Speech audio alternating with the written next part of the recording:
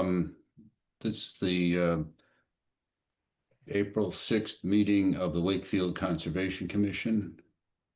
And we'll do the roll call first, I guess. Eleanor? Here. Jennifer, are you now a member? Yes, I'm here. Congratulations and welcome. Thank you. And you're present? Present. Haley is no longer a member now.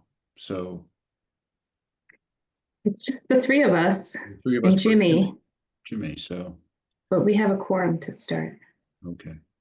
So Jimmy, I don't see. Anyway, I need to drag up the agenda though. I do not have that on my screen.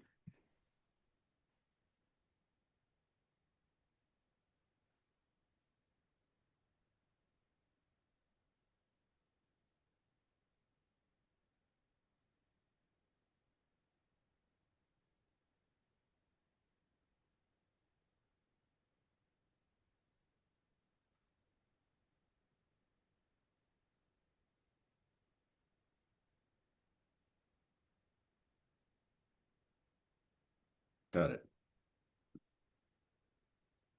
Okay. So the first thing on tonight's agenda is approval of the minutes from April 15th. Eleanor, you made one correction to that, and I saw that got incorporated. I also made one change.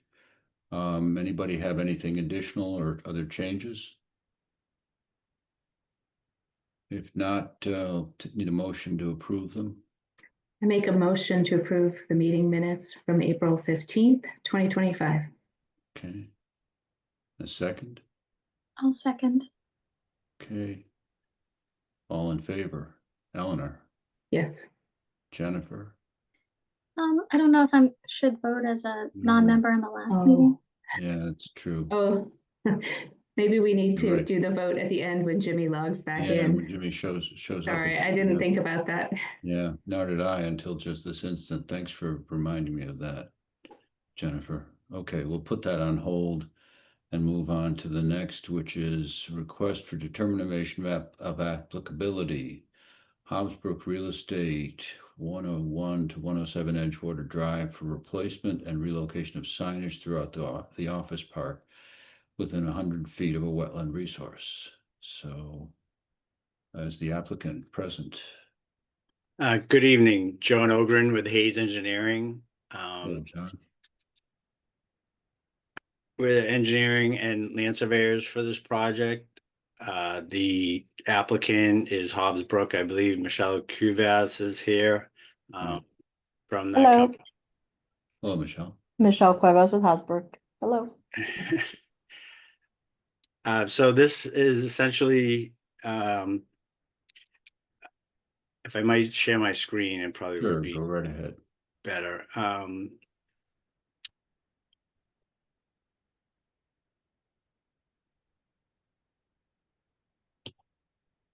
So this project is at Edgewater Office Park. Assuming that most people are familiar with this office park. It's located off of Audubon Road. It's situated on Edgewater Drive, Edgewater Place. Consists of, I believe it's seven total buildings. So what they're looking to do is there's existing signage on the site for essentially for the buildings, and we'll get more specific into those. But they're looking to replace the existing signage throughout the campus. So they're basically taking existing signs, they're going to be removing them and replacing them with new signs. Are these signs freestanding or mounted on the buildings, or? These are freestanding. Yeah. Okay. They're essentially out near the roadway, so obviously people can find the building they're looking. Find their way, yeah. We filed a request for determination for these activities. Obviously, there's quite a few resource areas from an environmental standpoint in this Yes. area. There's ponds, there's bordering vegetated wetland, and there's some riverfront. As you know, this campus basically backs up to Reedy Meadow. Mm-hmm. The Saugus River. Yes, the Saugus River, which is actually up near the north Mm-hmm. on this plan.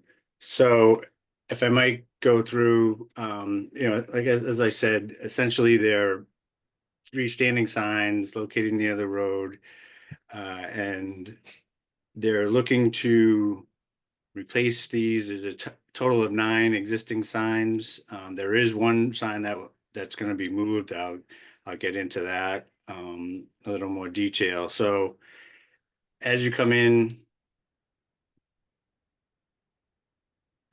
off of Audubon Road, Mm-hmm. there's an existing kind of a main entrance sign. That's going to be upgraded. There's a sign for building 101. That will be upgraded. There's also an office park directory sign. Kind of shows a map of the layout. Obviously, there's a little turnout so people can see it. Then there's a sign for 201. And as I said, all these signs are pretty much near the roadway in areas that are disturbed. As you come And these up, are replacing existing signs for the most part? yeah, I'll get a little deeper into that. Okay. Sign 301 I'll come back to because that one's actually being moved. All these signs are staying, except for 301, are staying in the same location. There's a sign for 401, 601, 500, and 701. So if what we submitted, just to kind of answer your question, we submitted this plan here, which kind of gives you a little more detail of each of the signs. And Excuse me, can we mute? Yeah, others? Mr. Bertrand, I believe you need to mute. Thank you. these Go signs ahead, John. are being placed on there's existing concrete, essentially foundations or bases. Right. So just for an example, like 101, this existing concrete base is bigger than the proposed sign. So it was basically designed so that it'll either fit on or be smaller than what's there for an existing base. So all those bases will be used. There's not anticipated any disturbance of, the soil or ground to do this work. It's really removing the top portion of the sign above the base and replacing it with a new sign. That being said, 301,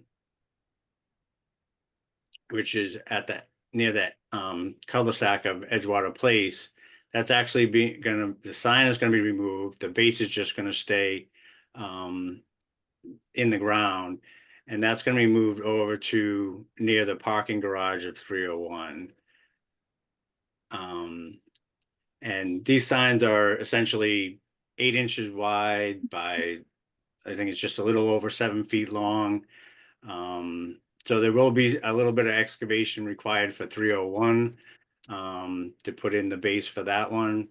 But we don't anticipate more than, a 2-foot deep trench, that's basically a foot long. So it's pretty minor excavation. It's not raining, but I think it's wet.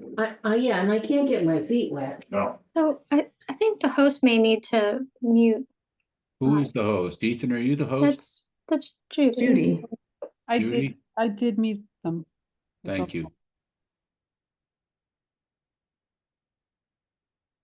So this So this is where the new sign would go. This is a rendering.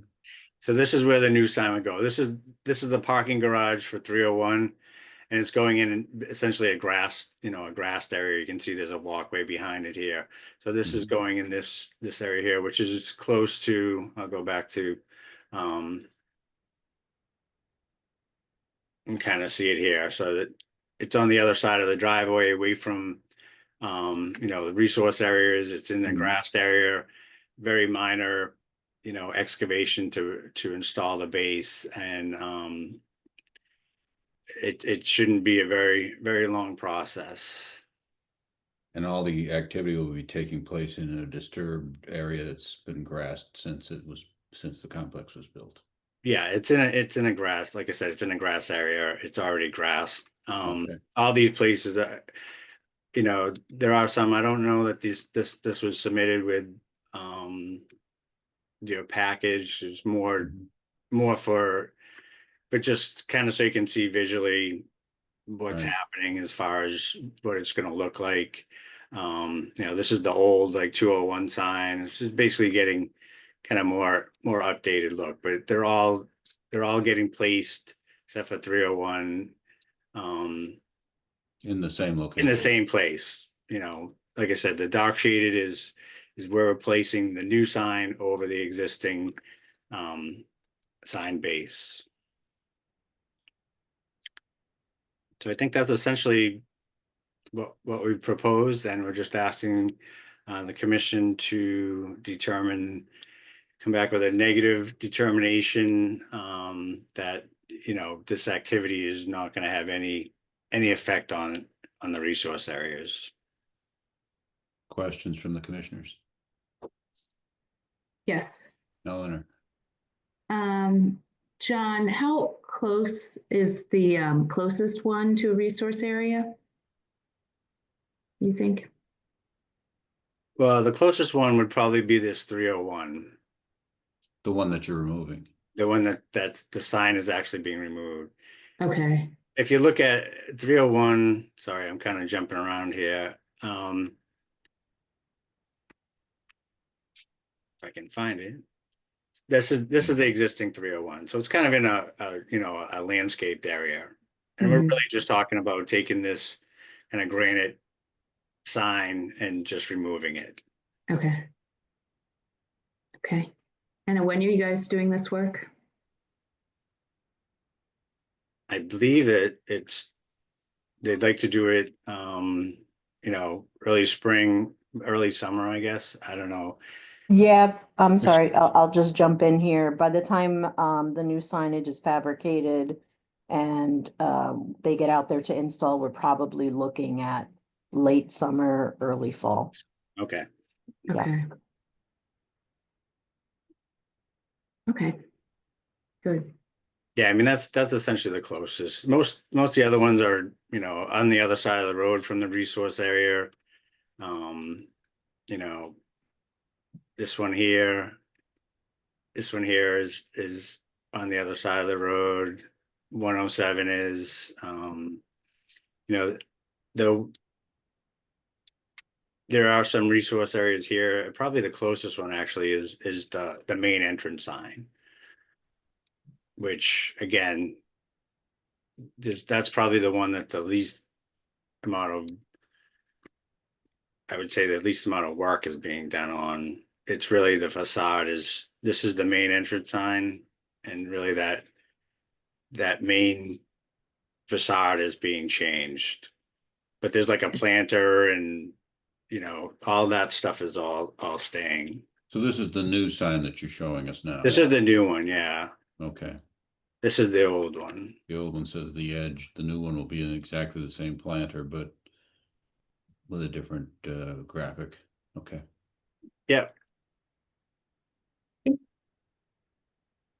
think that's good. I know there are, I know somebody who works in another building just next to Reedy Meadow, and he said they went out and found just little turtles hatching in the mulch, the landscaped mulch right outside the entrance of their building. So that's why I was asking when the work was being done. I don't know if you guys have seen anything like that, but yeah, this sounds fine from my perspective. You're doing it in the fall. Limited disturbance. Yeah. Jennifer, anything additional? I don't think so. It looks like all of these are roadside, and I assume the equipment that will be used can access it from existing roads.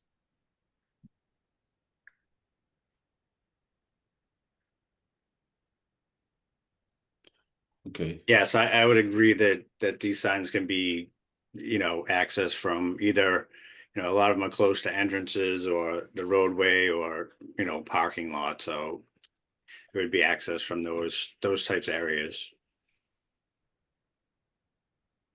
okay. Seems like we can move to a declaration, a negative declaration of applicability here.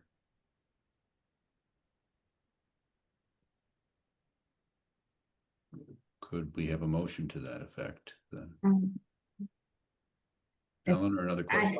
No, I was going to make the motion. Okay, I make the motion to issue a negative determination of applicability for 101 to 107 Edgewater Drive project. Is there anything else I need to add, Judy? Nope. It's okay. second, I'll second the motion. thank you. All in favor, Eleanor, Yes. Jennifer, Yes. and I vote in favor. So you got the negative determination, John, thank you. Thank you. Michelle, thanks for coming as well. Thank you so much. Have a great night. Thanks.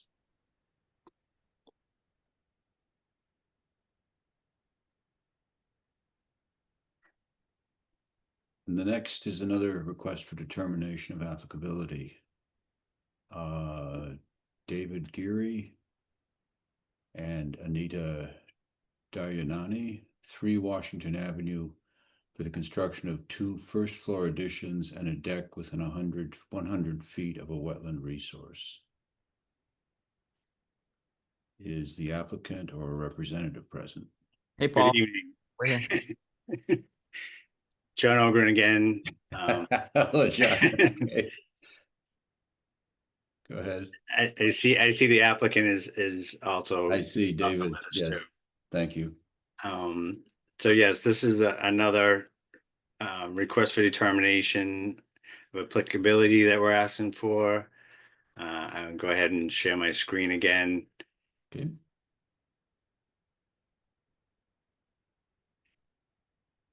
So I don't know if the commissioners are familiar with this. This property is located off of Spring Street. There's a road, Bathall Street, that comes off of that. There's been, through the years, there's been a lot of work done in Washington and Grandview Ave, and this is one of the houses that was before the commission before. It was approved, it was built, got a certificate of compliance, and this existing house, what they're looking to do is to make some additions. I believe it's for a in-law to potentially move in, and John, could you zoom that a little larger so we can actually see the Yeah, part of the drawing? so That's great. there's as I said, this is existing house, existing driveway, there's a deck, there's a patio out in the back area. The wetlands, just to kind of orientate, there's a bordering vegetated wetland located on the easterly side of the lot. It's delineated here. This is delineated by Libby Wallace in our office, I believe. There was at least a site visit with Elizabeth and Ethan to kind of review the wetlands line. I don't think there was any real changes, but I'm not going to speak for Ethan. So as far as the topography, basically, essentially this lot slopes from west to east. So basically from this side of the lot towards the wetlands. Mhm. What they're proposing is a 4-foot bump out in the back of the house. In addition onto that, and then a deck attached to that. So this is all this activity here, which is basically the closest to the wetlands is in an area that's already has improvements in it. There's a wood deck, there's steps, there's patio, there's a stone walk, and then there's lawn. So you can kind of see we located kind of the edge of the lawn or the edge of the disturbed along this side here. So all this activity is contained within that area. I'd also like to point out that really the closest addition, this addition is to the wetlands is 81 feet. So it's fairly far from the bordering vegetated wetland. And the other thing I'd like to note is that this addition is proposed to be on piers, so there's no foundation. There's not going to be an excavation for a basement or even a frost wall, other than the footings for the piers themselves. So the actual digging that's required, it will be fairly minimal. I do want to point out that there is another addition that's being proposed off the westerly end of the house. Mhm. But that's outside the 100. This purple line here is the 100 foot from the bordering vegetated wetland. So this activity here, it shows on the plan, but it's actually outside that 100 foot. We are proposing to have some erosion control along the edge of the existing lawn. Just in case, as I said, there's minimal soil disturbance, but just to deal with if there's any kind of sediment or erosion. Mhm. So I'll certainly answer any questions you might have in regards to this project. Is the air conditioning unit that's having the addition added to over the top of it, it just being moved to an area? Yeah, I mean, these will probably have to be moved. That I don't think that's a detail that's really been Doesn't matter to. worked As out. long as it's I not would, coming closer into the wetland, into the buffer for the wetland, I'm not concerned, but just. yeah, I don't know why they would move them over, Yeah, closer to the wetlands. okay, And just so you know, this project it does require a variance, and we will be going before the zoning board for that. I Um, see. there is this. It's kind of strange in here. There's Grandview Ave continues on out to Spring Street, and this is kind of a paper street in this area here. It's not developed, so we need a variance for that setback. From the paper street. Yep. Okay. Okay. John, how are you planning to access this with construction equipment? Yeah, And how big, that type of thing? I would say that we kind of got basically the edge of lawn, so this is fairly easy to maneuver.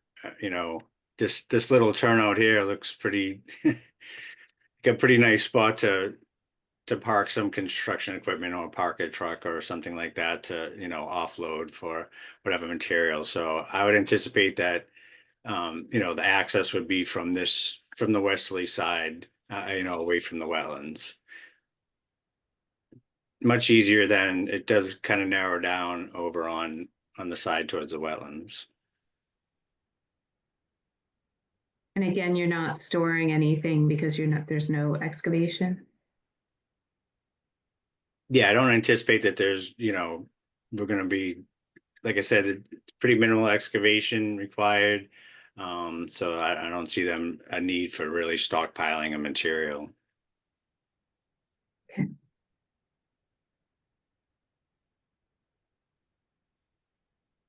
You said it will be piers. Is it like drilled sonotubes, or are we talking about dug and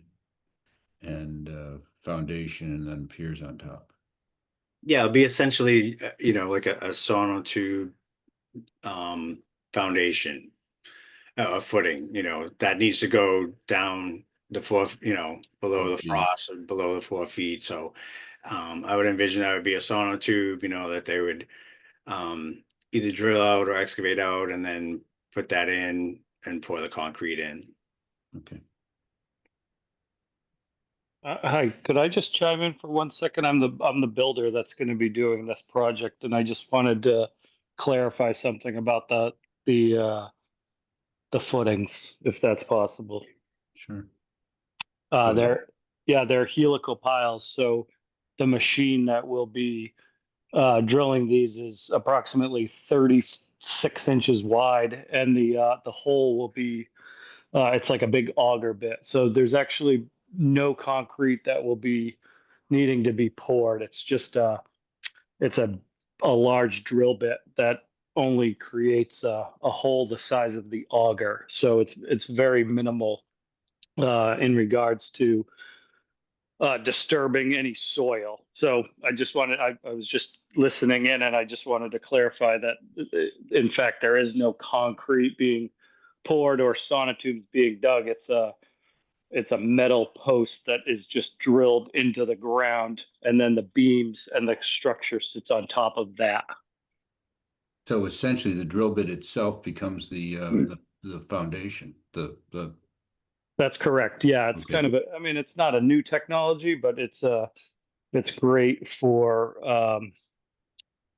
not having to disturb. You could theoretically drive the machine onto a well manicured lawn, drill the hole, and not disturb the grass at all. So there'll be a little bit of crushed stone that is going underneath the proposed uh, additions. But yeah, the helical pile holds the weight of the structure, and then the uh, auger that is, they're about 5 feet deep.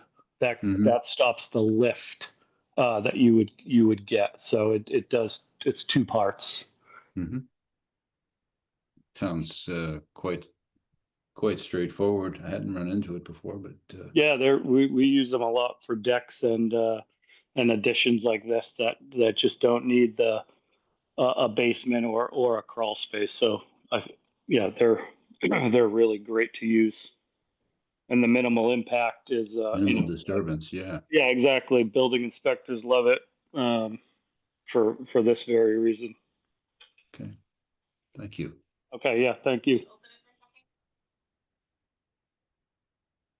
Other questions from the commission? Okay. What's your pleasure? I'm inclined to issue a negative determination here as well. Do we ever open this up to the public to ask questions? We can, Don't know if anybody has their hands raised. I can't see the full. other than Nathan, I Okay. don't see any other. Okay. No. Are there any other questions or comments from the public? Okay. And I think we'll move to So I will make a motion to issue a negative determination of applicability for 3 Washington Avenue. The construction of 2 first-floor additions and a deck within 100 feet of a wetland resource. I'll second. okay. All in favor? Eleanor, Yes. Jennifer, Yes. and I vote in favor as well. Okay. 2 for 2, John. Jim is on as well, Paul. Oh, Jim. Jim, have you heard this conversation then?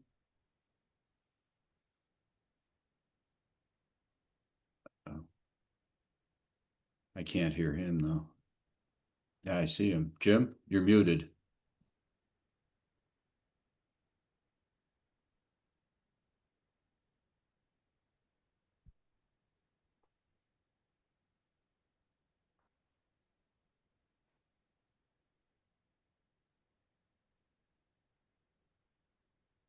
Judy, can you unmute Jim?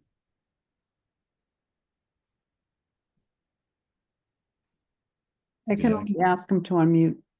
Yeah. Jim, if you can hear me, can you unmute yourself and vote on this? Can you hear me? Yeah, Yes. now we can. Okay, so it sounds fine. It sounds fine, and that sounds very interesting. I know there's some other places they use those what he's doing. I just had a question about, I mean, what do you do about rocks? I mean, I'm sure if you're on ledge, it's not gonna matter, or does it matter? Did anyone hear that? Yeah, we heard you. I'm not sure that The the builders. builder may have left since Oh. we closed the. No, the- I'm still here. Sorry, I Okay. just was, Sorry, Nate. Okay. that's okay. Nathan, Nope. I didn't catch the question. I apologize. I was just wondering, I've seen these put in before and I do think they're really beneficial, but what happens when you hit rock or if can it sit on ledge? So the nice thing about these is the flexibility on where they could be placed. So, let's say you drive a pile down in one location and you hit it, they will move decent sized rocks out of the way. But in the situation where they don't, you can move it and basically cantilever or Okay. reposition the framing of the structure Yeah, without jeopardizing any integrity of the helical pile. So if you were to hit, there are the off chances that if there was ledge, we would have to figure something out. But being that that's a newer property, I'm guessing that a fair bit of that is fill. I could be wrong about that, but yeah, we have not run into a situation where we haven't been able to use a helical pile unless you were hitting, extremely heavy ledge. okay, and the other question I have is how many of these are you putting in for this project? I don't know that answer off the top of my head, but on the screen on the porch on the one that is closest to the wetlands, it would probably be 3 or 4, and then Okay. along the front of it, and so all the framing would be sitting on a carrying beam, and then the one to the side of the property would be the same thing, 3 or 4. So anywhere from 6 to 8 of these. And if you if you ended up on unsuitable material at 5 feet, do you just keep drilling? It's all based on a pressure, so that's a little bit above my knowledge, but my Yeah. understanding is that as the machine is driving the pile down, it's registering the amount of pressure that is being put on the pile, and they've calculated that once it hits X psi, that's suitable for a building sitting on it. And so Okay. that number, that the depth can vary, and so can the psi. That depending on the soil content. Okay, and just one other question, is this something that is a specialty that the building inspector looks at, or how does that work? There is a report that is submitted along with the building permit. It's just an attachment that we submit showing that the PSIs were achieved the right. Sorry, the helical piles achieved the correct PSI and the right depth. Okay, So yeah, have not had any pushback from multiple towns with these. okay, So All there's right. there's not really an inspection needed. It's just the report that's given by the company that does it. Yeah. Okay, I'm okay with this. Okay, well, we have a motion from Eleanor to issue a negative. Okay, So then Eleanor and Jennifer had voted in favor of that. Okay. And you? I'm voting in favor of it. Okay. Then it's unanimous and you you have a negative declaration, John? Or a negative determination on this applicability issue? Yeah, Thank you. okay, Jim, do you want to take the chair? no, I'm gonna quit while I'm ahead. Okay, thanks, John. Thank Thank you. you. Good night. The next item on the agenda is DEP 313 without a number yet, L&L Development LLC, 154 to 158 Salem Street, notice of intent, public hearing for construction of a single-family home, 2 duplexes, and 2 8-unit residential buildings, parking, landscaping, utilities, stormwater management within 100 feet of BBW and within 200 feet of the riverfront. So it's a fairly substantial request. The applicant present or representatives? Yes, Mr. Chair, members of the commission, for the record, Attorney Brian McGrail, here on behalf of the applicants. Can you hear me okay? Yes. Great. RJ. As you mentioned, these are properties at 154 Salem Street and 158 Salem Street. 154 Salem Street is owned by L&L Development LLC, and 158 Salem Street is owned by Wakefield Salem Street LLC. With me on behalf of both ownerships entities is Nick Leo. He's on the Zoom, as well as our site civil engineer, Rich Williams from Williams and Sparagus Engineering. What I'd like to do is set the table for Rich Williams, who will present by telling you a little bit about the project as a whole. And then Rich will obviously get into a little bit more detail and specifically your jurisdictional elements. The project involves the combined properties of both 154 and 158 Salem Street. 158 has a 2-family dwelling on it currently. 154 is a significant piece of vacant land. It includes the creation of a new roadway and 4 lots off of that roadway, and that is pursuant to a definitive subdivision plan that's been filed with the planning board, and we are currently in the process of hearings with the planning board in that regard. One of those 4 lots off of the road will have a single-family dwelling. 2 of them will have 2-family dwellings. And the final lot, lot 3 at the end of the cul-de-sac, will have 8 townhouse dwellings. Now, those 8 townhouse dwellings are pursuant to a special permit process at the Board of Appeals. And that hearing is also in process. So we have already filed and we've had appearances at both of those boards. The subdivision creating the 4 lots in the roadway with the planning board, and the ZBA has jurisdiction over one of those lots where the 8 townhomes will go pursuant to a special permit. When we initially filed with the Zoning Board of Appeals on the townhouse project, we had proposed 13 townhouses. They did not like the density. They wanted us to reduce it. They thought it was too much, and we reduced it to 8. And at our last meeting at the board, they are satisfied with the density that we're proposing at 8 units, and pleased with where we've gone all the way down from 13 to 8. But again, we're in process.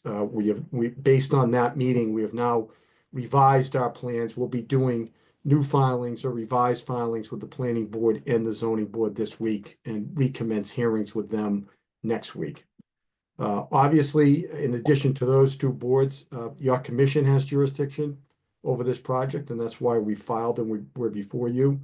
Knowing that we were going to have some likely changes early on with the planning board and Board of Appeals, we did not file with you right away because we didn't want to go through this twice. Now, we feel that we've got pretty sure footprint and locations to start proceeding with your commission.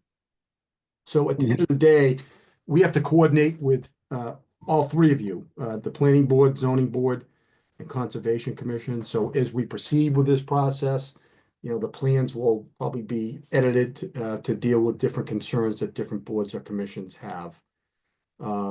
We have been working with neighbors. We've had conversations with neighbors on this project. There's been a lot of public participation at both the planning board and the zoning board. In particular, Nablus Realty Trust, which is a direct abutter of ours, has hired a peer review engineer, and they have an attorney also that we've been working very closely with in trying to address any concerns that they have, and we will continue to work with them throughout the process and any other neighbors. So hopefully that's a good little background for you going into Rich's presentation. If I may, Mr. Chair, I'd like to hand it over to Rich Williams to take it from here. Okay. Good evening, everyone. It'd be appropriate if I shared my screen. Sure.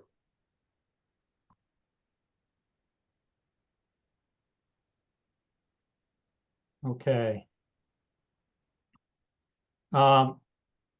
Just to start with, this property is is the recipient of an order of resource area delineation that was filed in a decision was rendered in 2023, and the plan that's on the screen here is the plan that was filed for that and approved. And it just gives you a little more context. This is the railroad, and the river goes along the edge of the railroad. And then out here, this is the riverfront area, and out in back is the wetland area.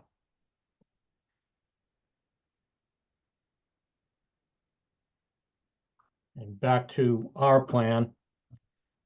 So the resource areas that I just showed you are riverfront area, which is this dark green line, and bordering vegetated wetland, which is the lighter green line, and associated buffers from the wetland line, which are 100-foot buffer, and the commission's 25-foot no disturb zone, which is also shown. The land generally slopes from Salem Street out to the wetland. However, there is maybe 75 feet off Salem Street. There's a high point. This part slopes towards Salem Street, and the rest again slopes back towards the wetland. And as Brian described, the proposal is to construct a cul-de-sac roadway and 4 lots. Lot 1 being a duplex, lot 2, a single family home. Lot 3 are 2 groups of 4-unit buildings, and lot 4 is a duplex. Currently, I'll zoom up a little bit so you can see it. Currently on lot 1, what is lot 1 on this plan is the existing house that's on 158 Salem. That house is shown hatched here, very close to the lot line, and that is a 2-family. And I'm describing this stuff is out of the buffer zone, but it is important for context in terms of what we're doing for drainage and ultimately what happens at the wetland.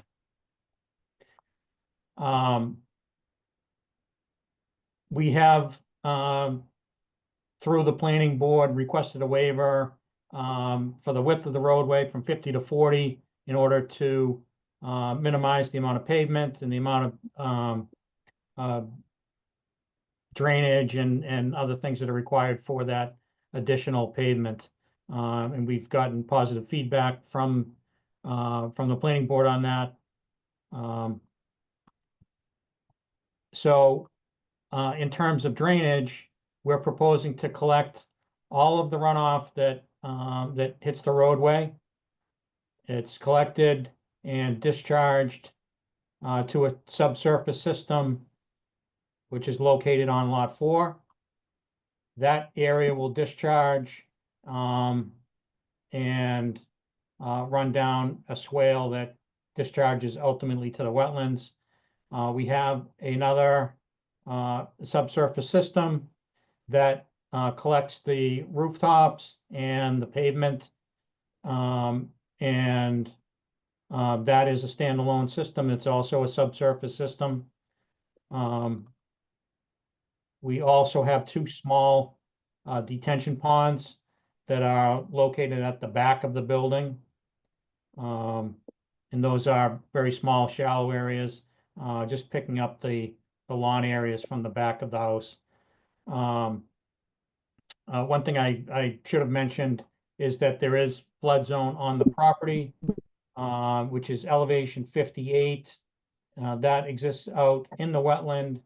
There is no flood zone in any of the areas that we're proposing for work. The way that the site is graded, this system or this parking area and access to all of the units is basically one elevation. It's first floor for units 1 through 4 and 5 through 8. And then at the back of these units, we're dropping down to basement grade. So these units will be roughly 8 feet lower than the parking area here to take advantage of the walkout and minimizing the amount of disturbance that happens here. There is a municipal sewer main that comes through the property. The dark brown hatched line is the outline of that sewer easement. We are planning to connect all of the sewer for the property into that sewer main. Nothing will be going out onto Salem Street. We have already brought water in from Salem and have also brought the gas main in. The gas will only service lots 1, 2, and 4, not lot 3. So we're containing that up to this area. We do have some retaining walls for grading purposes. This is a retaining wall here that will separate the lawn areas and the usable area next to the units from the 25-foot no disturb. There's also a retaining wall. This is the main access drive to the 8 units. There is a wall to the right of that. So this area here is roughly 7 feet lower than this driveway, and we're accomplishing that with the use of the wall. All of the drainage is designed to meet the stormwater management standards. We've got adequate pretreatment and have shown that we're reducing the amount of runoff in all storms and also reducing the volume of runoff in all storms. We do have some comments that we received today from the town engineer, which we have not had a chance to address. We plan on doing that over the next week or so and meeting with him. And we also have a letter from the Nablus Way folks and their engineers, so that we'll go through that and respond to that letter as well. We are not expecting that this is going to be closed up tonight. We wanted to be able to get before you and give you an overview and get the process rolling. What are the treatment systems you're installing for the stormwater there? It appears you have them for each of the We've various got structures. Yeah, we've got deep sump catch basins, Mhm. and then water quality tanks, and then that discharges to subsurface units, which those are they're stormwater systems SC400s, which are like they're plastic HDPE subsurface systems. They're arched like a Cultec, if you know what that is. Yes.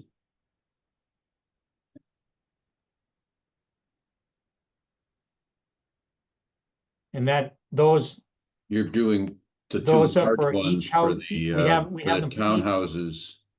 And then you also have smaller units associated with each of the distributed residential. Yeah, each of the homes has its own infiltration area. Mhm. And then the road and the 8 townhouses are handled on lot 4. I'm sorry, lot 3. Not three, and those then have those infiltrate directly? Correct. Okay, Yeah, the soils out here are very good. Historically, this was they removed the gravel here because it was very good material. And used it, I think it was for construction of 128.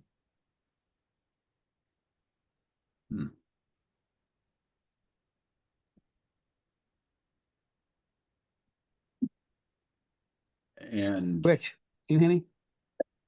No, I Yes. guess not. yeah, Jim, you're on. Oh, I just wanted to ask you, Rich. You're breaking up, Jimmy. Considering the whole parcel, what percentage of that? Considering the whole parcel, what percentage of that parcel is gonna be impervious and and the rest, of course, is pervious? Do you have an idea of that? I don't have that exact number, but if I had to guess, it would be about 25% impervious. 25% impervious? Okay, That would include the buildings themselves? Yeah, be the footprint of the building, yeah. Buildings, roadways, parking. Mm. But the roads are impervious, right? the road's impervious. I haven't done that calculation, so I don't want to be held. I'm just guessing by looking at it. And I can certainly, provide the commission with that number.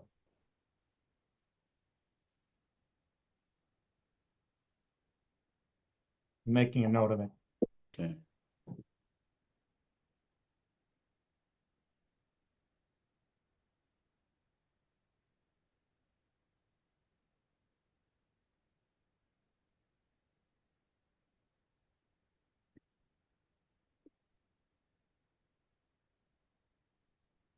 The two little retention ponds at the back, at the far end of the development, on the edges of the These wetland. areas here.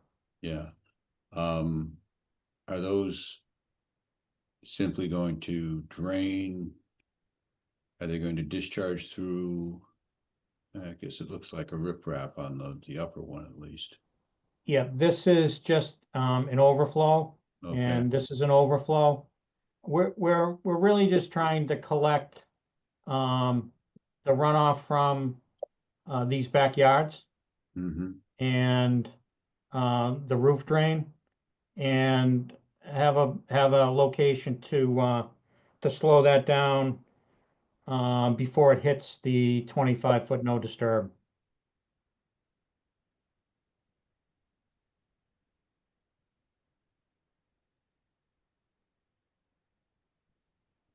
Are these lots gonna primarily be grass?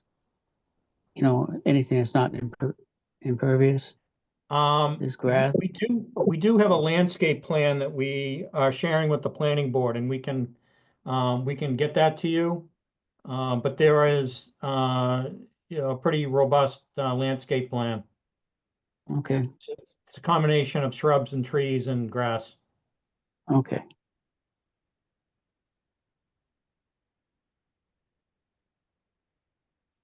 What will be the overall effect of the construction on the grading of the site? You said it currently slopes towards the wetlands. What will that be like after it's built? Yeah, it's generally the same pattern, which we try to do. There is a high point for the road right here, which is pretty close to where the high point is now. So this will drain in that direction, but it's collected by these catch basins. and then discharged out to the back. And then this all drains. This is very flat, which it's flat now, but we've got to bring some fill in here. It will remain flat, but it's going to be picked up a little bit, and we've got these infiltration areas. So this drainage is taken care of here, but then it drops off from the front of these units to the back. But in general, it's the same pattern. Mm-hmm. We're just trying to collect the runoff from the impervious area and take care of it before it gets to the wetland. Mm-hmm. Mm-hmm. Rich, where the road intersects Salem Street, is there gonna be water running down there towards the cul-de-sac, or are you doing something else to handle the gutter water, stuff like that along the street? Well, this is a high point. There's a gutter out here. We're collecting the runoff before it gets to the gutter. Do you have a pointer or something? Because I don't know where you're talking half the time. I'm sorry, you guys can't see my cursor here? I can, I'm not Yeah, sure. I see it now, right there. Okay. Yeah. Let me just Okay, zoom up a little bit. yeah, So these catch basins are collecting the runoff from our road. And okay, then the runoff from Salem Street will go by us, comes down okay. in this direction. So you're putting no additional runoff in that direction towards the No street? additional runoff to Salem Street. Okay. How are you handling snow management and snow and ice treatment? Well, for these lots, the snow will be pushed off to the side. We've got some limited snow storage areas down at the back. We've got snow storage along the edge of the road here, and then snow storage next to the driveways, which will be used. And then we've talked to the zoning board and the planning board about, if we have situations where we can't pile snow, it'll have to be removed off-site. And do you expect to be using salt or alternatives to salt for roadway treatments? I don't know. We have not talked about that.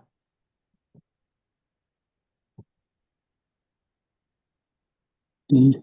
I mean, I suspect it would be limited salt if there's salt. You normally, in a case like this, it's just plowed.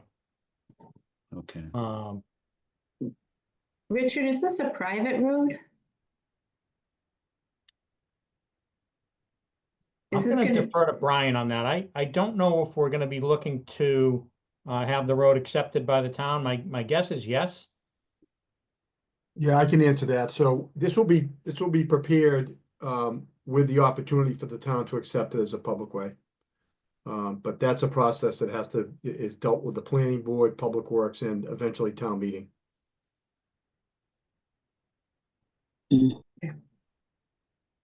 I was just wondering for, a salt solution, a heated driveway. I know that's expensive, but if it's a private road and residents, have to look at maintaining it themselves, then maybe it's not such a bad option, rather than having, heavy salt trucks and putting all of that down.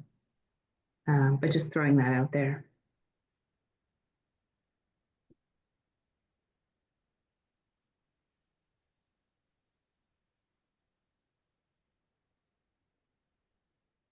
Okay, Paul, we're gonna do a site walk or something, or something you Seems wanna like see? we would Yeah. want to do a site walk.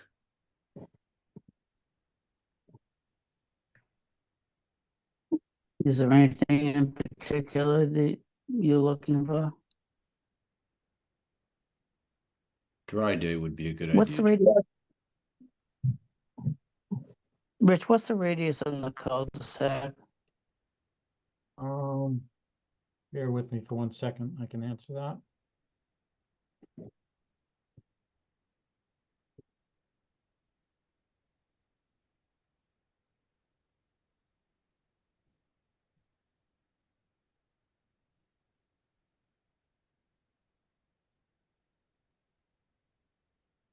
The property line radius is 50 feet.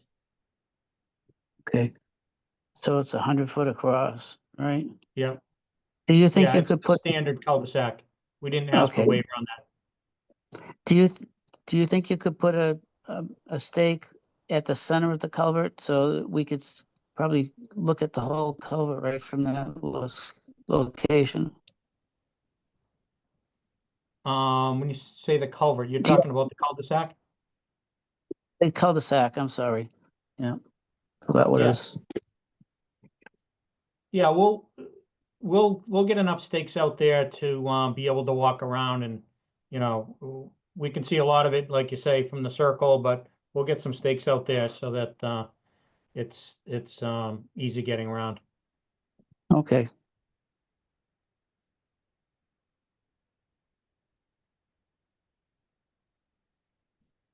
When would it be convenient for you for us to visit?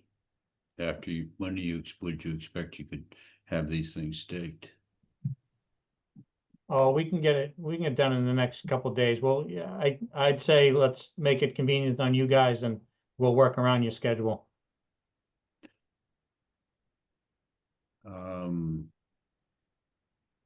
Weekend? I'm Yeah. guessing for Eleanor and Jennifer, work schedules might be more Right. challenging than they are for me.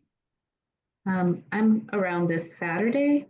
Okay, I could do Saturday morning if others are available. Otherwise, I not. can. Yeah, I'm Jennifer, available. Jimmy. Oh, I'm available Saturday morning. Okay, Jimmy? Yeah, I can do Saturday morning. you want to All say right. 10 o'clock? Sure. Fine with me. Okay, Does that work for you, Richard? Yeah, well, I'm not sure that I'm gonna be there, but we'll have Okay. staff there. Yep. Okay. okay.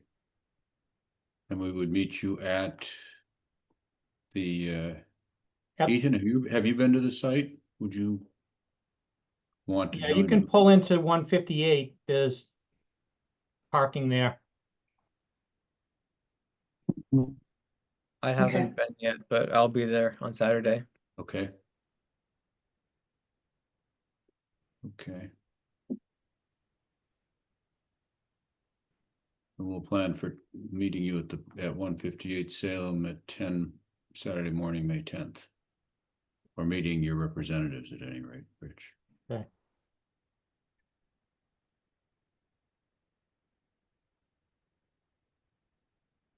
Other questions tonight? Looks like someone, Yeah, I guess we'll open it to the public. Paul Lovano has his hand up. Yes, good evening. Thank you. Paul Ivano. I'm at 168 Salem Street, not a direct abutter, but one lot over. Just curious, on the sidewalk, are the public welcome as well? Because I know a lot of people in the area have concerns about this proposed project. Multiple meetings, mentions have been made of neighbors have been consulted and have been received positive feedback from neighbors, but none of the neighbors I've talked to have been talked to or reached out to. So I'm just wondering when we get to participate and have our voices heard.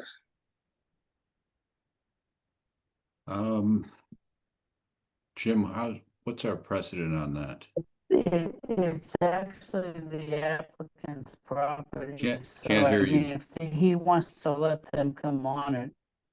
It's up to the applicant. I said, it's it's up the to you, applicant's okay. property. Thank you. I can answer that, Mr. Chair. Unfortunately, for liability reasons, we can't just generally let the public on the property. We can't do that. Okay. We never have. It's not, it's not even for discussion. As you know, we can't even discuss it with you on the site. It's just for you to view the property. As far as public process, that happens through all of the various boards that have jurisdiction over this at the public hearings. I guess that the answer is you won't be able to join us, Mr. Lovano. Okay. I would like to welcome the board to come to my property so you can see from my property the proposed area and can see the wetlands behind that are going to be affected, because I've got a great view of it all from our property. So I would invite you guys to our property at 168 if you are so inclined. Very concerned. Thank you for that. You may. Yeah, we're just concerned about the wetlands and all the wildlife back here. I mean, it's one of the reasons we bought here. And we're concerned about the flooding down on New Salem Street, which is bad now. And I'm just trying to figure out how bad it's going to get with 3 acres of wetlands gone. Okay, Thank you. thank you. Okay. Yep. Mr. Zrine, Ahmed Zrine.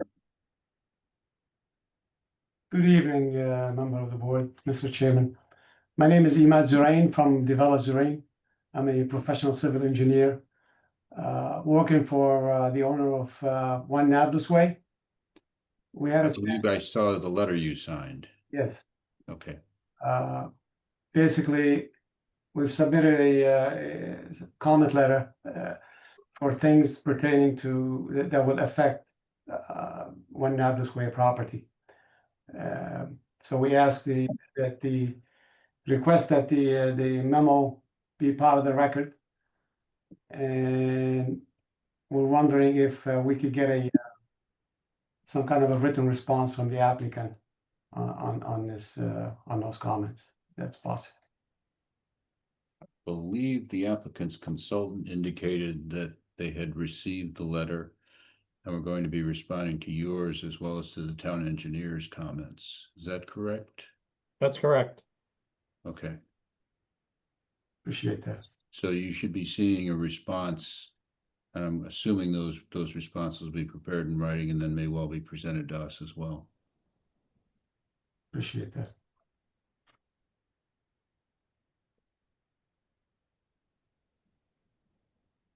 Anything else, Mr. Ryan? All set. Okay, thank you. Thank you. Scott Hanley, you have your hand up. Yes, thank you, Mr. Chairman. Scott Hanley, 5 Toby Lane. A couple of concerns and just a question. I'll start with a question. What we didn't get to last night at the town meeting was a new wetland overlay. I'm not sure, would that affect, does anybody know? How does that affect the back part of this development? Do you mean the FEMA floodplain district? Yeah, is that changing? Because I'm across the street and I'm also affected by, the older firm maps had to get elevation certificates to avoid, federal flood insurance. Just wondering how the new overlay district, if it will affect this. I can just chime in a little bit on this. There is flood zone on the property, as I said, but we're not doing any work in the flood zone. And if there were an overlay district, all of our work would be outside of it. So the new firm maps don't change the boundaries on your property?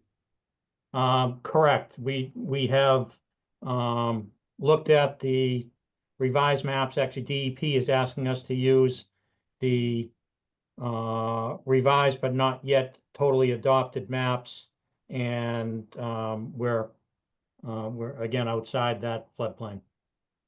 Okay, thank you. The other concern I have would be just all the runoff, as Eleanor may have mentioned earlier, and she questioned about whether it was going to be a public road or a private road. If it's leaning towards public in the future, you're going to have the salt trucks and the chemicals put down. And I think the runoff will maybe go into it looks like those 2 direct overflow retention basins out back, and then just go out back into the wetlands. So it doesn't look like there's any kind of filtration devices. And, I would have concerns with that, not only just the salt and the chemicals in the winter, but also any kind of chemicals for lawn fertilization and stuff like that in the summertime. That would be my biggest concern. In addition to Mr. Lovano's concerns about just the whole density of the project, and which is another board, I realize that, but the wildlife and stuff that we see out back. But to focus on what we're discussing, I have some questions and concerns about all the runoff that's going down back into the wetlands. If I could just touch on that for 1 second, that all of the impervious surfaces are treated before they go into the ground or are discharged. We have a treatment chain, which is catch basins, then a oil grit separator, and then the infiltration system. And in almost every storm, there is no runoff out of that system, so it goes directly into the ground.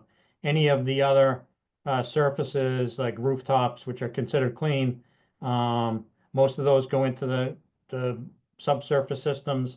There's only a little bit of area behind lots or units 5 through 8 on lot 3 that aren't treated and are not required to be treated. But those are the ones that go into the those small detention basins, which also provide treatment. So we feel like we're you know, well within the regulations and are providing treatment as the state regulations require.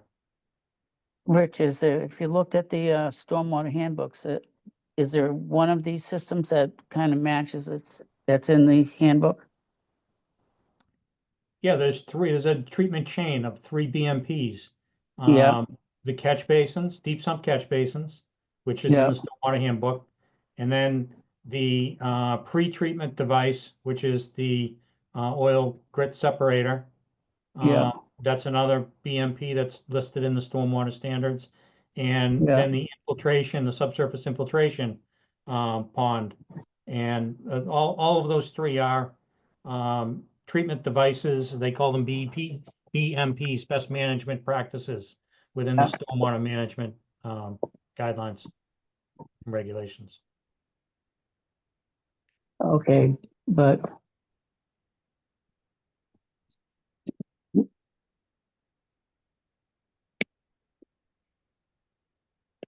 so the detention ponds, the water's going into the detention ponds, isn't it? Or is Yeah, but from it doesn't receive any water that needs to be treated, if you know Well, what I mean. I thought any water that was had to be treated for Only, this. from impervious surfaces other than rooftops. Oh, yeah. Okay. And there is none that goes there. You're saying that all the water that's coming from impervious surfaces other than rooftops is going into those Has to be treated. our Yeah, treatment systems that are sort of a mustard yellow on this drawing you have on screen. Yes, yeah, combination of deep sump catch basins, oil grit separators, and infiltration chambers. And the deep sump catch basins are first. That's the first treatment, and then the oil grit separator is further treatment, and the final treatment is the infiltration device. So it's a treatment chain, they call it. And you get those three BMPs that provide the total treatment. And are these going to be units going to be sold, or are you going to be the landlord of this development? And I ask that because what I'm trying to understand is who's going to maintain these treatment systems and clean them periodically. Yeah, My understanding is that they'd be sold, and there would be a homeowners and a condominium association that would be responsible for the on-site drainage.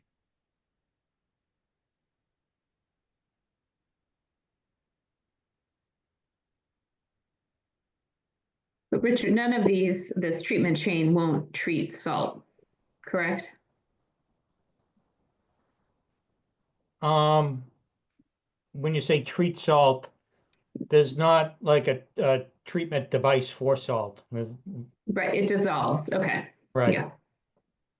The idea is to get it into the ground, and it binds with the soil and minimizes the salt that gets to the wetlands. It's typically not an issue for the wetlands. If it goes through the treatment chain. Okay. Is that it for tonight, Yeah. maybe? Sorry, one last question on your plan. Was all the vegetation cleared, or is there a plan to leave like mature trees, that type of thing? We really don't, with the amount of grading that's going on, we don't have the opportunity to save trees. Okay. They'll be cleared and then a new planting plan. Okay.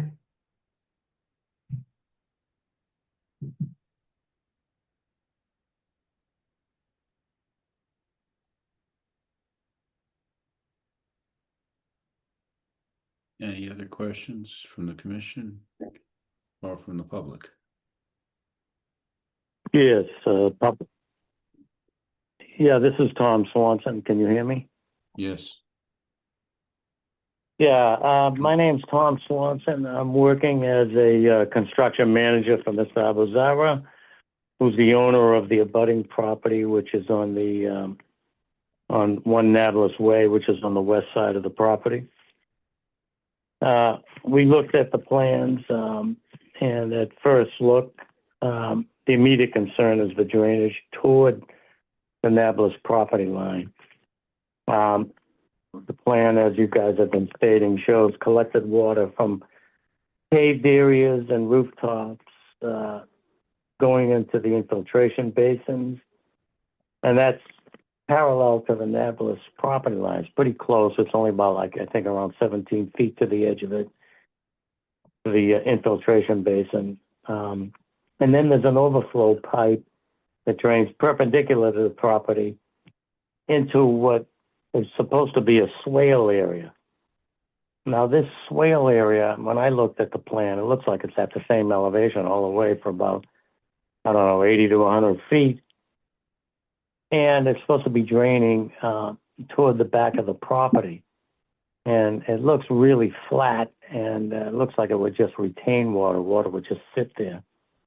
The infiltration basin itself is in a fill area, and as such, a 7-foot tall concrete retaining wall is supporting the basin and the fill.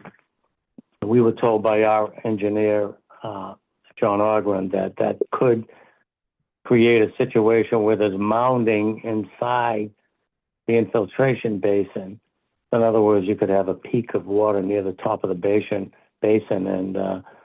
and actually exiting more overflow water than you should. And that water would drain onto that area directly against the fence, literally about 2 or 3 feet from our property line, all the way down the length of our property line. And if it just sits there, it's literally going to become a wetland.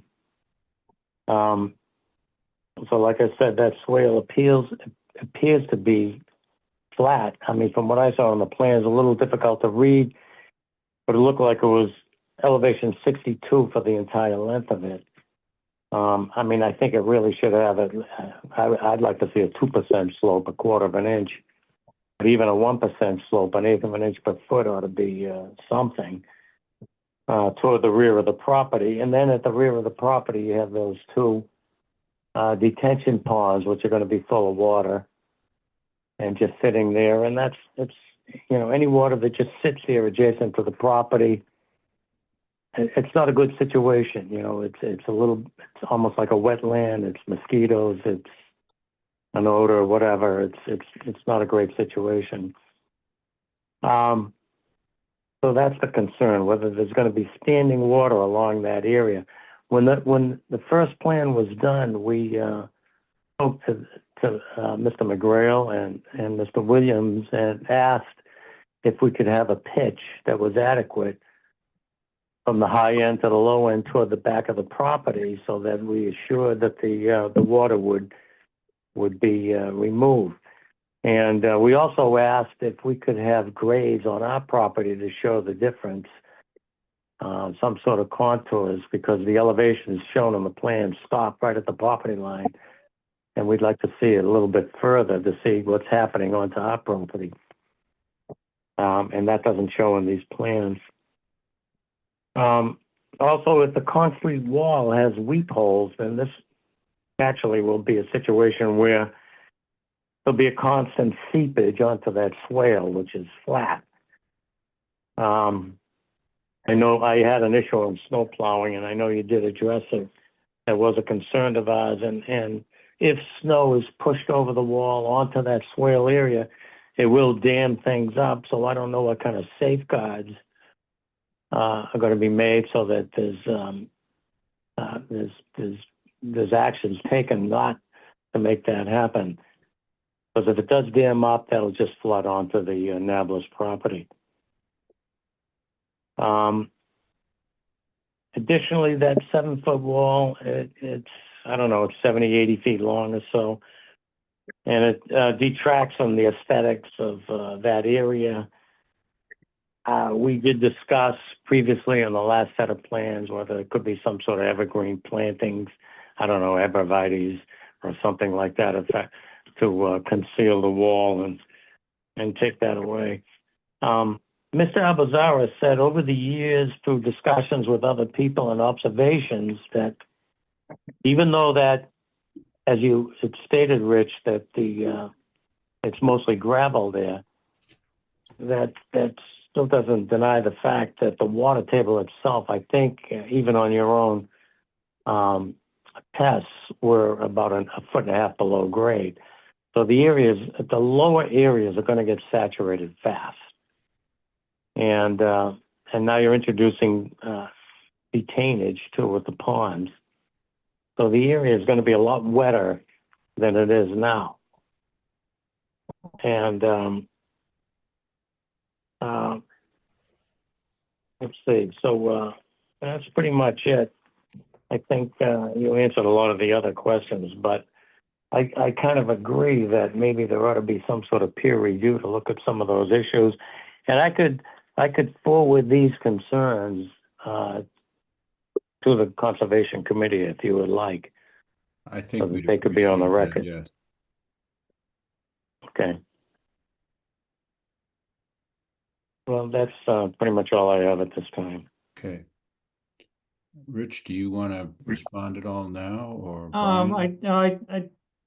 I think we'll respond. It would be good to get if those are all the comments, or if you could just pass them along in writing. We'll respond in writing. Okay.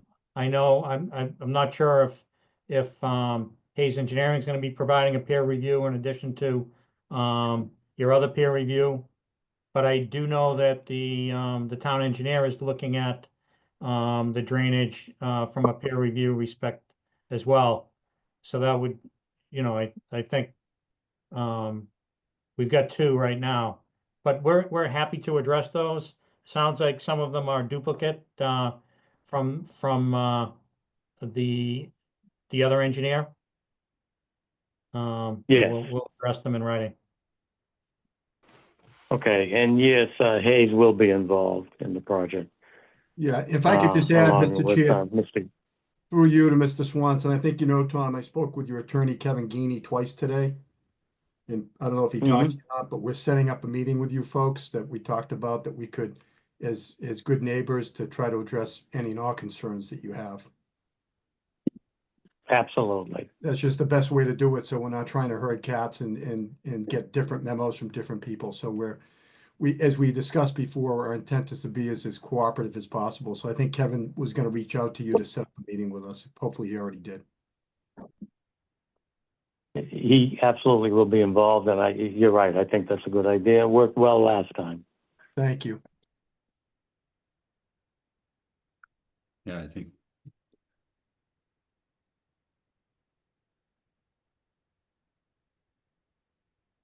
Anything else from commissioners or other members of the public right now? Eleanor. Jimmy, Paul, how have you handled, I think on other projects, the commission has gone out and sort of viewed the work from the abutters viewpoint, since the abutters can't go onto the property. Can we just tack on that visit if that is the request of the abutters? Well, not just the abutters, it's the owner of the property. It's like Brian said, there's someone got hurt No. out there. No, I think there were two requests for the commission to just view the project from the next door property. Right. Oh, what are you saying? Yeah, if a neighbor, yeah, as long as they're not on the applicant's property. Yes. I'm sorry. Yeah, I think we can do that. I mean, Mr. Lovano suggested we could stop to his property. I'm not sure.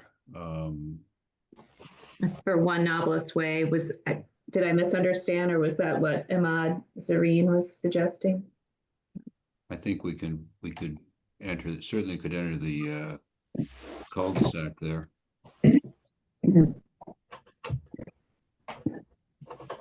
Actually, we would, this is Tom Swanson again. I wouldn't mind being present at that Saturday meeting if that's possible.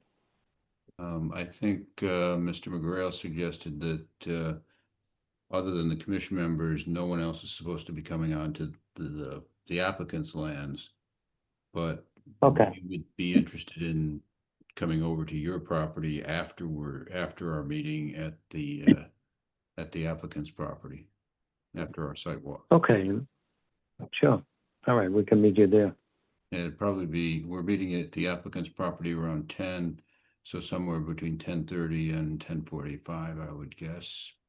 No later than. So that's this Saturday, right? This Saturday, yes.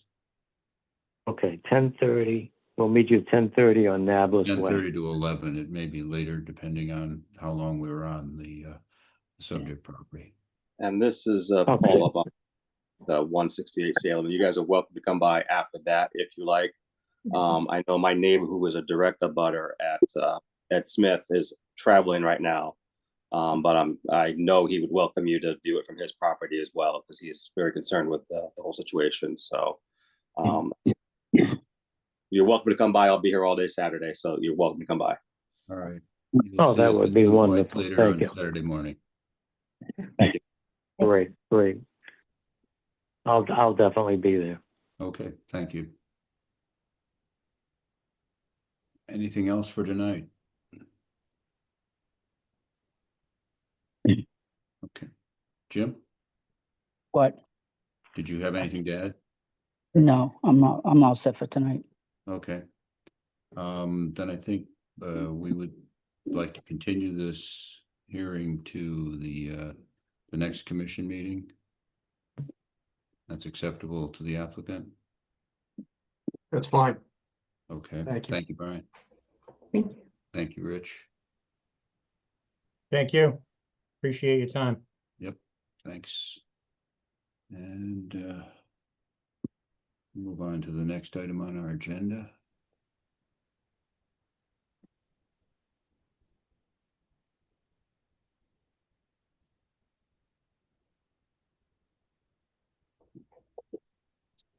Which I managed to lose.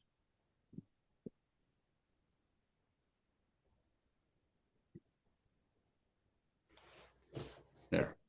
Sorry. All right. Next is Town of Wakefield, 60 Farm Street. Request to amend the order of condition for the installation of lighting at Burnett Field within 100 feet of a wetland. This is a continued public hearing from previous meeting.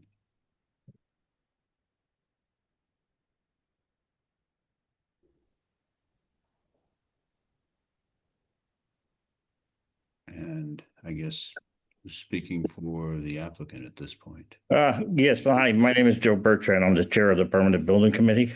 Hello, Joe. Hi, how you doing? Sorry, I just ran in from picking up someone. Speaking, this has to do with solely with the issue of the lighting at the Blatz Burnett softball field. And speaking on behalf, I think we presented information to the commission. Speaking on behalf of the architect SMMA is Peter Roebuck. And Peter, your turn. Thanks, Joe. Sure. So as Joe said, this is a continuation. We presented twice and then we hit pause so we could collect some more information that was requested by the commission, as well as compile the previously presented information. So a memo was issued last Thursday that compiled stuff that had been shown previously, as well as a memo describing the work. And the only new item within that memo was an illumination plan showing the light levels as requested of the field, the wetland buffer, the wetland itself, the property line, and then as well as some of the surrounding houses. So unless there are any questions, I could share that plan and we could start there. I think that would be helpful. Great. Did that get distributed to the commission then? I did distribute it. Did you not receive it? No, you didn't I didn't see it in our email. I saw multiple emails related to 154, 158 Salem NOI and the agenda for tonight's meeting, but no other information, Ethan, on If I might interrupt, it's in your meeting material packet. If you click on the link on your thing, it's there, which is where I saw it. Okay. I also have I have all the information available and happy to show it. As I mentioned, the only new piece of information will be this plan. People can see my screen now. This was the only piece of new information, but I can flip to anything else as needed. So just to orient, here you can see Wiley Street at the top. The existing high school would be to the right of this page, the Woodville's to the bottom, and the wetland A boundary on the high school property is there on the left. So the area, starting zoomed out, the area shaded in yellow represents the area where when the lights are turned on, there will be illumination on the ground. So you can see the 4 poles in the corners of the field, 2 behind the dugouts, 2 in the outfield. And as you zoom in, you can see, for example, on the field, you have high levels from mid-20s up to 40s. And then as you go towards the wetland, it dies off drastically to where you get to the boundary and you are between 2 and I'd say 0.5, which is almost like a dimly lit parking lot. Just for reference, like a well-lit parking lot is about 5-foot candles, just to give you an idea. So then this whole area between the property and the red is wetland. So in here you can see 0.1, 0.2s, 0.3s, and then as you get to the property, meeting all the town bylaws, we are not having light go over the property line. Same goes as you head toward the Wiley Street area, as well as this is the high school, but there's not a ton of bleed towards the new building.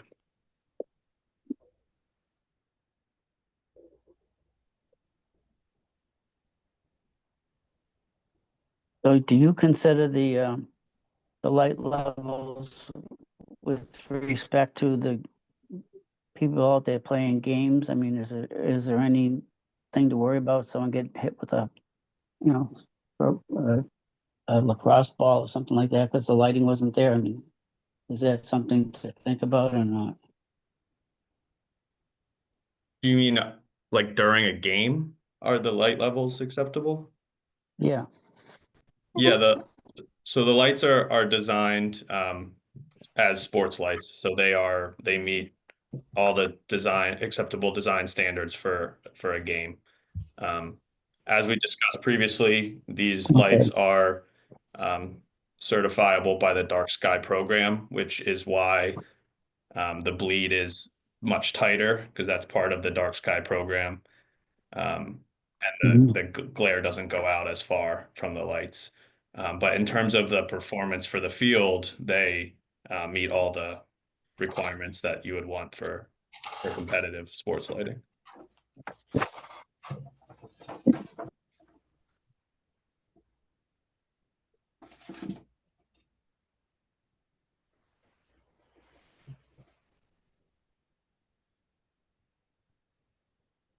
Hey, Peter, we have a new commission member and other commission members rolled off. So if you wouldn't mind, can you, and yes, we didn't get this in our package, so just looking at it on the meeting materials. This is very helpful, by the way, thank you. These drawings are a lot easier to understand. But can you walk us through what's happening on page 3? I don't think we talked about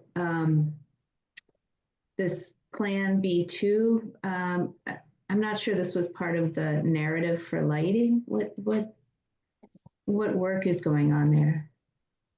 What could you describe the page? I'm not sure the order I'm of the so pages. Was it the black and white plan?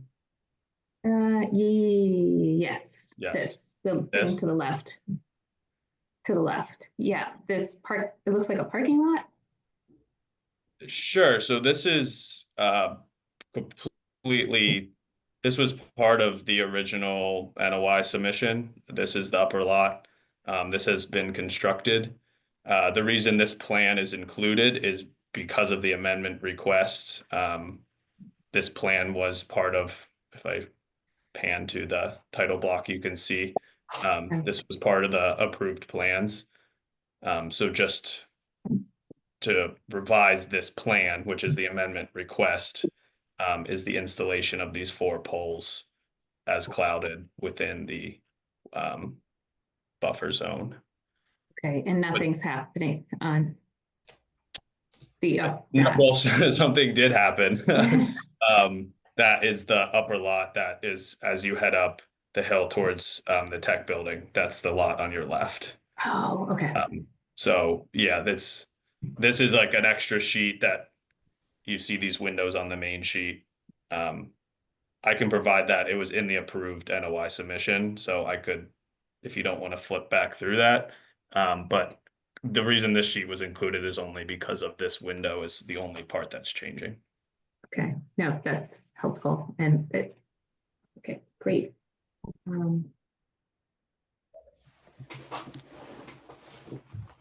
Did you, Jennifer, since I'm not sure you were at the previous hearings, would it be helpful to have a background on the memo that was sent? Have you had a chance to look at that quickly? Yeah, that would be helpful. Peter, do you mind Sure. taking us through your memo? Thank you. Yep.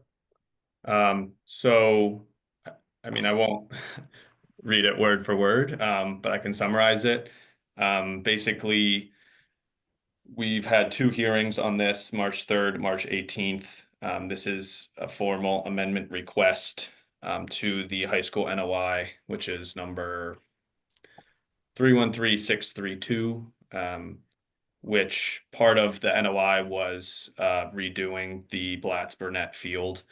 However, the amendment is to add 4 sports lighting poles to the field, 2 of which the main reason for the amendment would be 2 are within the 100-foot buffer zone of what we call wetland A. There's 2 wetlands on this site. So the poles will be 70-foot tall sports performance lights, similar to what was at the field behind the high school previously, if you're familiar with those, but very typical sports lighting poles. They are about 15, 16 feet from the buffer. I can show that clear on the plan. So the thick gray line that runs through the middle of the field here is the 100-foot buffer. And then there's these 2 poles. And then you can see this dashed dot line is the wetland buffer. or is the wetland itself, excuse me. Buffer is on the left, wetlands on the right. So they're within the 100-foot, about 15 feet from the wetland limits. We went over the illumination. So part of what the previous hearings was reviewing the dark sky compliance of sports lighting, which dark sky does have a sports lighting program, which on this second page here, this kind of spells out what the program's all about in terms of minimizing glare, light spill, light trespass, etc., curfew requirements, auto shutoffs, limiting limiting the class of play, which is basically like no professional games there, and then best practices for like the lights themselves. So the light designer has done a design that will meet all of the dark sky requirements and could be certified by them if we choose to go down that route. In terms of construction, these obviously the field work has been completed, so these lights would be installed by equipment going around the field, all the necessary erosion controls as part of the SWIP, and the order of conditions for the whole project. Those would be in place to protect the wetland, and the poles would be installed. They basically like core them into the ground.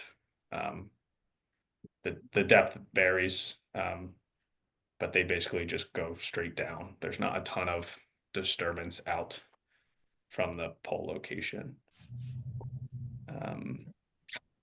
And what else is there? Dewatering and any spoils from the holes would be obviously treated per the SWIP. So the dewatering would be filtered or infiltrated on site, and then the spoils would be exported as to the stockpile location. Can you pull up, oh, sorry, that map Oh. again? Yeah, The illumination one?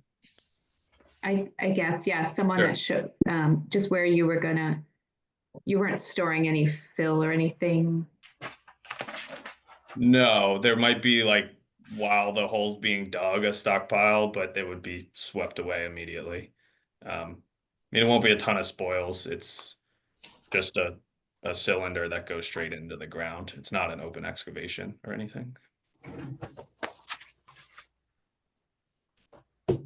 But all the requirements from the order conditions would apply. So, no stockpiling within the 100-foot buffer, no equipment refueling within the 100-foot buffer, all those things.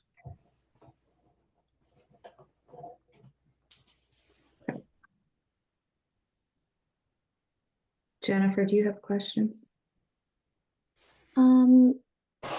Just want to clarify, so this figure that you have on the screen now, the lighting or what's being depicted here is the intensity of light that's landing on the surface. Correct. Yep. Okay. Mhm.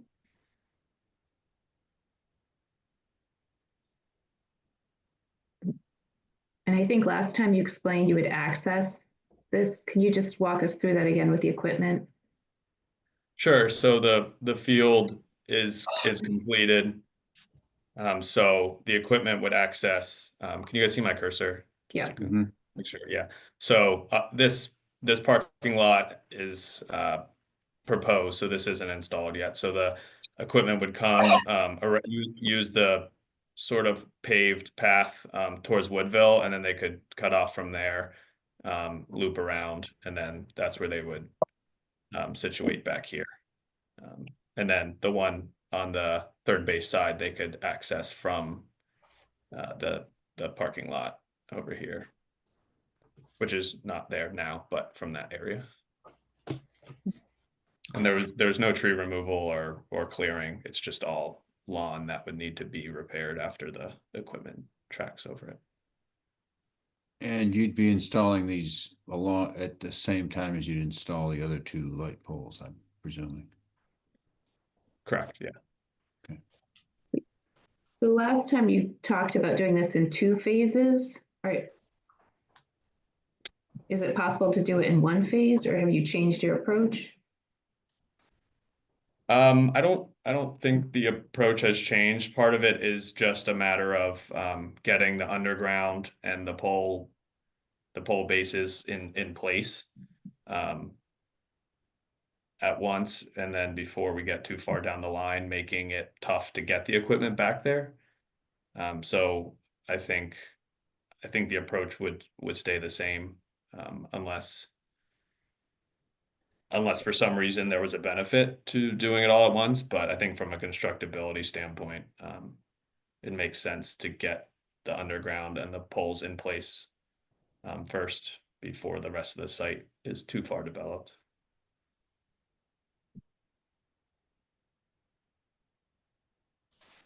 I presume the power cabling would be trenched in from the adjacent areas. Yeah, so that'll follow a similar route as the equipment, as to not disturb the field. So that'll be pulled from the high school services, and that'll be conduit that's trenched to all the poles, and then on the outside of the field. Okay, and then can you clarify? I thought you were just laying conduit first, and then if you decide to proceed with this project, you would put the light poles up when that's voted on, or when you guys decide you can do that. So the conduit would go in first. Okay. Is if you're talking like phasing, the conduit would go in first, and then later the poles and the lights. Okay. I mean, from a sort of wetlands perspective, it would be nice to, I know you have sediment blocks there, but it would be nice to minimize the number of times the area is disturbed. Yeah. Um, Yeah, most of the disturbance would be the conduit, obviously, and the trenching. It won't be a big trench, but it's still disturbing and a longer run. But the poles, as I mentioned, would be very minimal in terms of disturbance. But I understand that you're saying it would still be twice. But we would have to maintain protection for that wetland anytime that earth is being disturbed. So we understand that.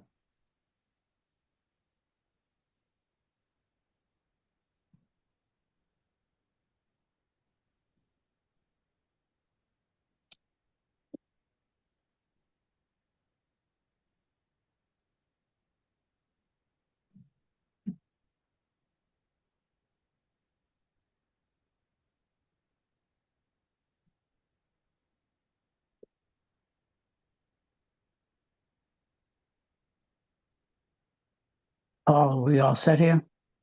Well, I think my only other question, I was the one that had the, comment, was confused whether this fit the amended order criteria. But I did speak with the, give me 1 second, I'm just pulling up my notes. This keeps happening, it shut off. I did speak with the circuit rider, and walked her through, and as long as this is within the scope of the field and nothing else is happening,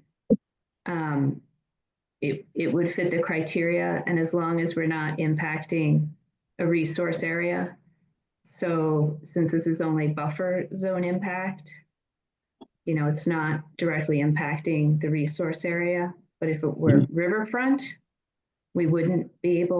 it wouldn't be accepted as an amended order. Is that consistent with your understanding, Peter? Or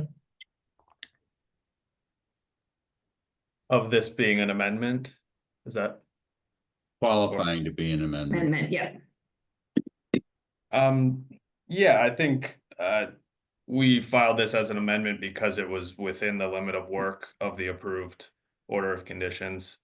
I mean, the area was already disturbed and repaired, so I guess that is a little different, but it was well within the construction area of the project, and all the other conditions were applicable to it.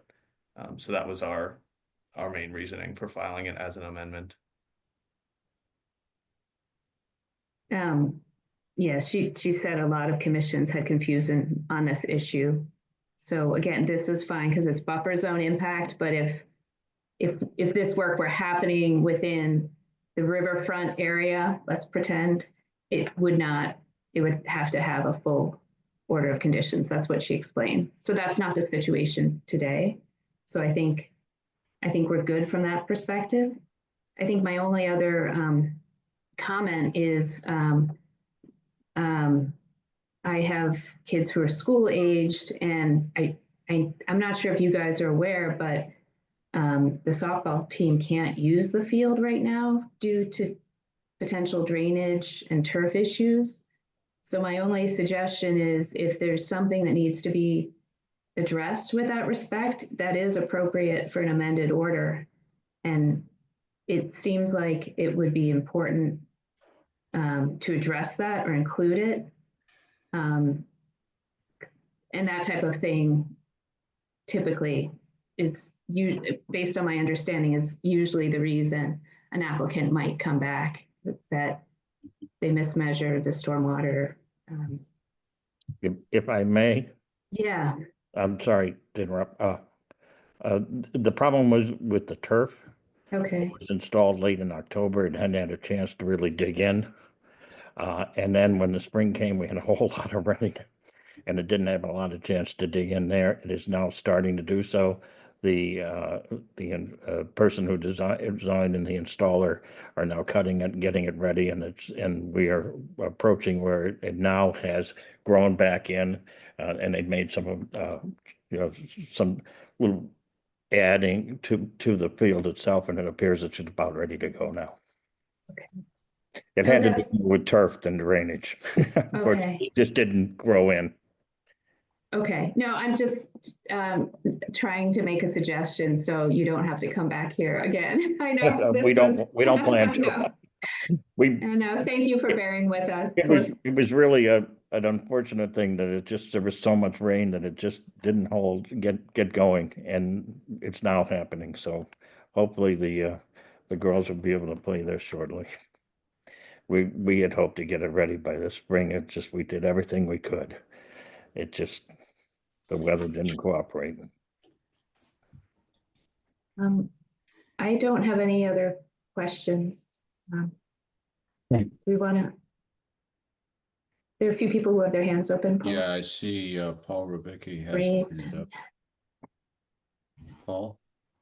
Yes, good evening, Paul Rubicki, Parker Road in Wakefield. I was on the last presentation from the folks regarding the lighting, and I have basically the same questions. So, like Peter, to put up the lighting diagram and focus on the tower that's closest to the wetland, the one that's 15 feet from the wetland. Could you please pull it up?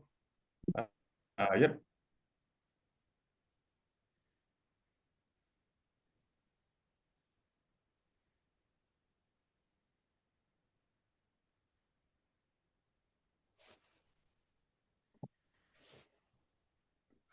Could you please blow up? Yeah, that outfield.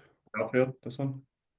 Yeah, we're looking at the tower there, B1. That's the B1 is closest to the wetland, right? Yeah, these two are both it's a foot closer than A. It's 16 is A and B1 is 15. But okay, so what I'm wondering is how can you explain this tower B1 has got a lot of lights on it, and some of the lights there have up to 150,000 lumens per light. So you've got staggering. I know it's directional. It's very directional, but you're saying that there really is 0 foot candles 16 feet from that light tower? well, it's not 0, it's 1.9. But yeah, I mean so a couple things. The diagram here, this is diagrammatic of the lights. That's not representative of necessarily how they look and how they shoot to the sides and everything. But I will say I mean, these lights are highly advanced. They are 70 feet tall, which gives you the ability to aim straight down as opposed to spray out like you would if it was, say, a floodlight or something like that. And then as well as they are facing the field. So with a back shield on it, you pretty much have like almost an automatic cutoff. But you really don't get, I mean, I don't know the exact distance, but maybe twice that until you get to a zero. So But the yeah, zero, how far away is that zero? Because you got over 2 million lumens that you guys are installing here, which is over 250 streetlights that are going to be installed here. It's a staggering quantity of light, which is what's needed for sports lighting. Any sports lighting field has this sky glow. I'm just baffled how dramatically the light falls off on your model. And my request would be the same request that I made last time, is so much talk about dark skies, compliance and guidance and principles. I totally understand that they do not make dark sky certified lighting. They do, however, have dark sky certified designs. This should be a dark sky certified design, and you should be paying the $4,000 fee or whatever. So this gets audited and gets held to the standards, because two things: you've got real close proximity to wetland, and you have very close proximity to Wiley Street, where there's no buffer. They actually cut every tree. The only thing there is, a fence and weeds. So I would think that having it dark sky certified, not dark sky certifiable, but actually getting it required, by the conservation committee or whoever, stipulating that it be certified, would be a great idea, in my opinion. We intend to do so, sir. We've already started talked about it and going to go through the process. There's two steps. The first steps, you have to provide the design and then and pay a fee. And then the second step is you have to pay another fee, and they come out and test it. So we intend to do so, sir. Super. Joe, I just might add, we're not going to start that until the project has been approved. Correct. We're not going to spend money on it if it's not going to be approved.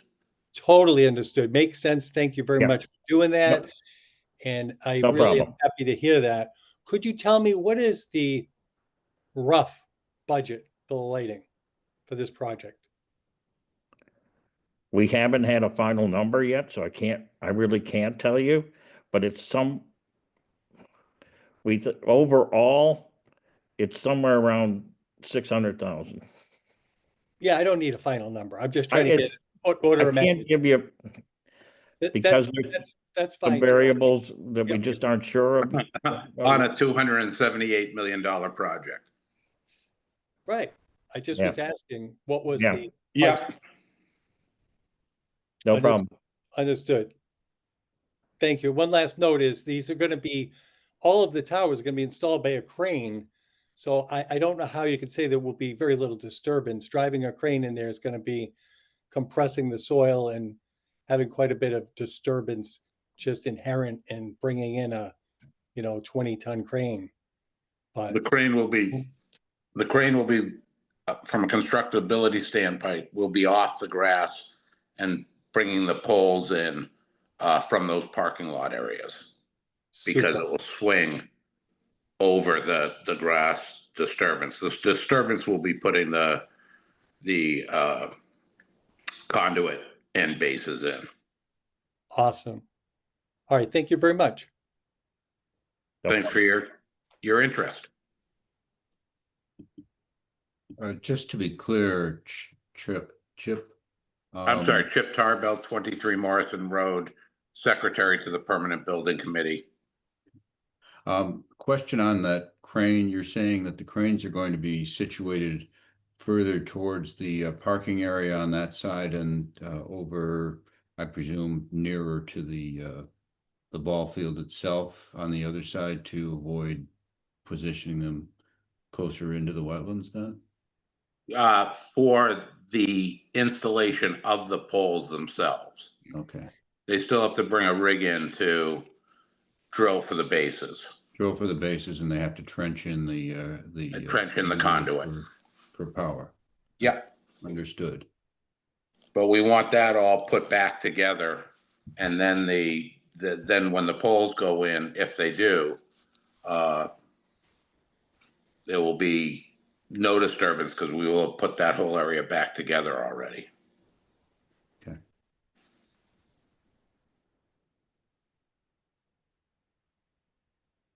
I see another hand raised from Scott. Yes, Scott Macaulay, 32 Walden Road. Thank you for the opportunity to speak.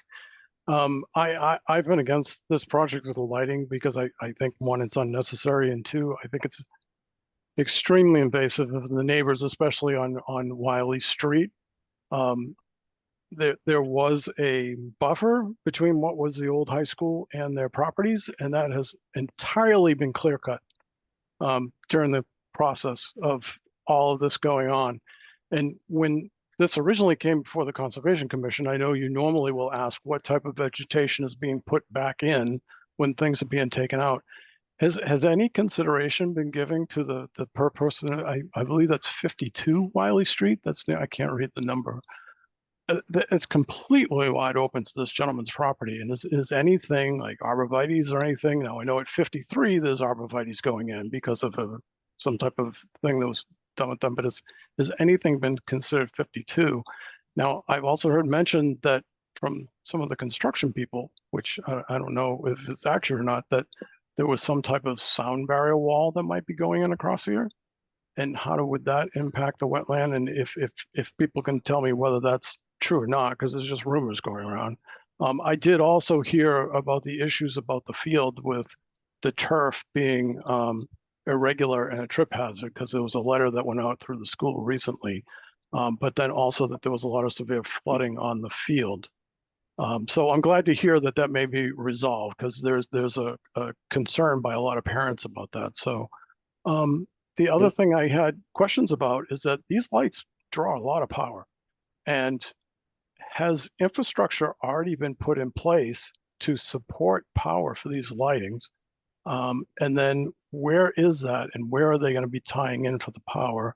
And then there's a parking lot here that has street lights as well, but that doesn't show on your lighting diagram how much ambient light is from those lights cumulative with the baseball field for that area around where it appears to be dumpsters, which are again stuck right next to this poor guy's house.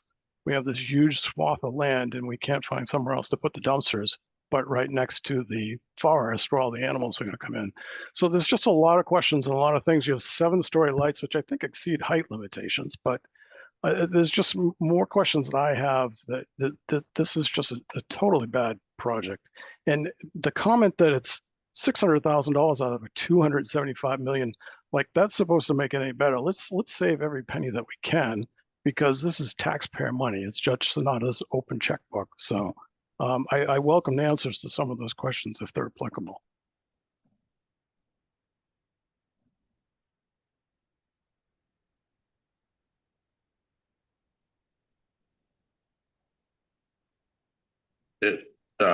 Mr. Chair, if I may, I think the majority of his questions are not applicable to the lighting situation.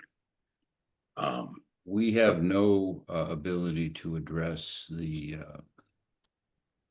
impacts to the residences. That's unfortunately pretty much outside our areas of responsibility, except to the extent that this work is being done within the 100-foot wetland buffer. And are those really dumpsters being situated inside the wetland buffer there, off that parking lot on the near Wiley Street? No. So I mean, I guess this is conservation purview, but this is previously approved NOI plans. So these are transformers that are within the buffer, and they have a designed oil containment pad under them, which is standard when you're within a buffer. And then around them is a sound attenuation wall, which is also within the buffer. Yeah. So that provides protection for against leakage of any transformer oil into the environment and provide sound attenuation to avoid impacts to that house at 53 Wiley. Correct. Okay. And then all the tree clearing in this area was all done per the regulations, as well as the replacement plan that was proposed includes replacing, I forget if it's 2-to-1 or it's 2 to shrubs to 1 tree or 1-to-1. Any tree removed within the 100-foot buffer within that same buffer. So those aren't obviously on this plan, but that was obviously previously approved in the NOI. When do you expect that to happen, Peter? The tree planting? Mm-hmm. I can't. I don't know. That this parking lot has not been built yet, I'm presuming. No, it has not. Correct, yeah. So it wouldn't be until it'll be toward the end of the project. Yeah.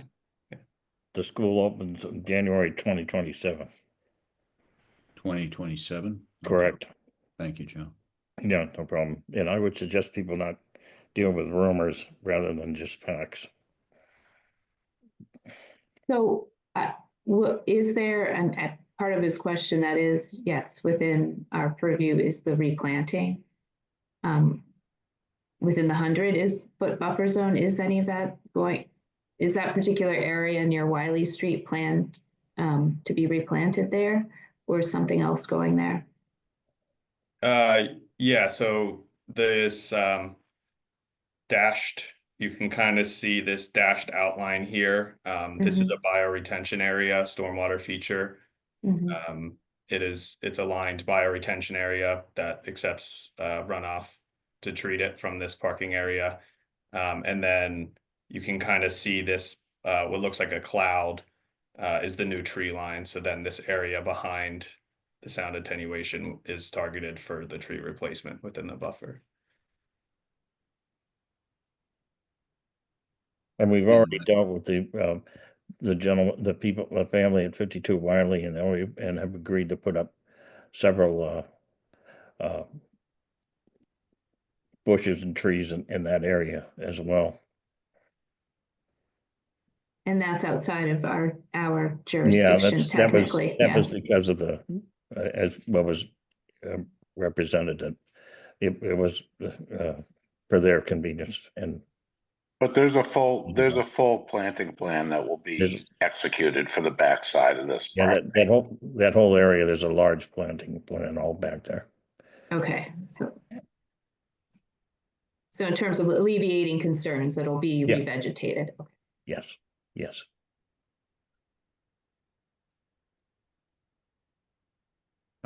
I see another hand raised, Daniel Lieber.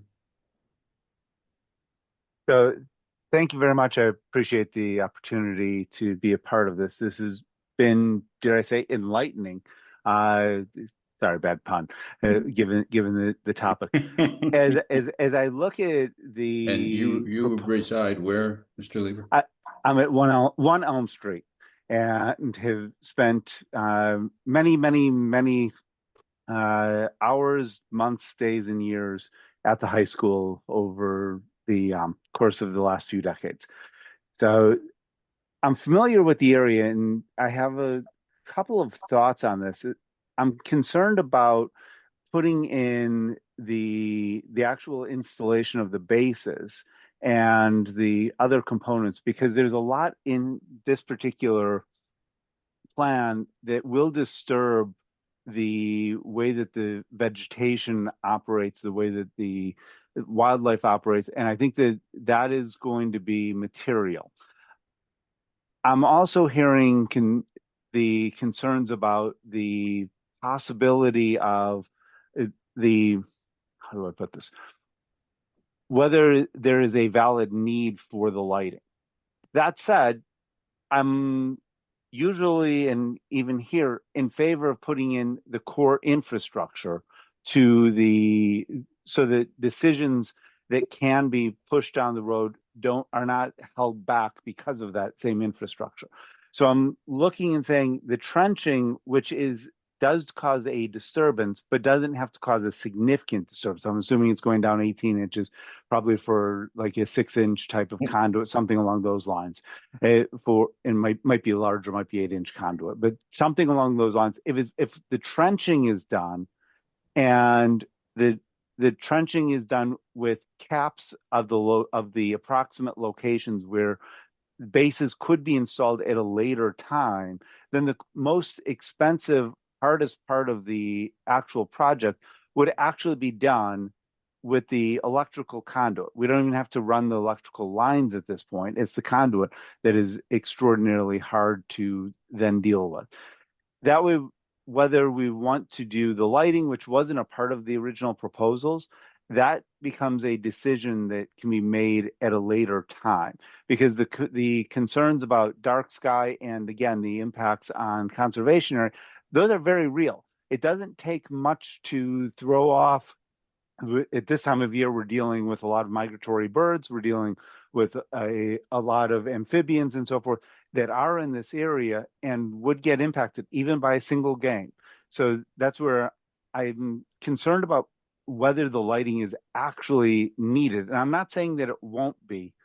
So if we have the conduit in place and it's marked where it is, we can then have that decision be made at a later time while the infrastructure still is in place. The conduit isn't going to rot away quickly. And if it's decided that it's not going to be needed in the future, the conduit remains and it doesn't cause a problem. Whereas if we put the bases in and we don't put the poles in, now you actually have to protect the bases from kids running into them and so forth. They can be fairly dangerous in and of themselves if they're just sticking up out of the ground, because they usually have various types of retaining bolts and other components as a part of those bases. They're not a small item. But if it's just the conduit portion, then we can have future hearings and the Conservation Commission can really figure out what other elements are there as the technology continues to evolve. So again, I'm not against the totality of the project. I'm not against it in concept overall.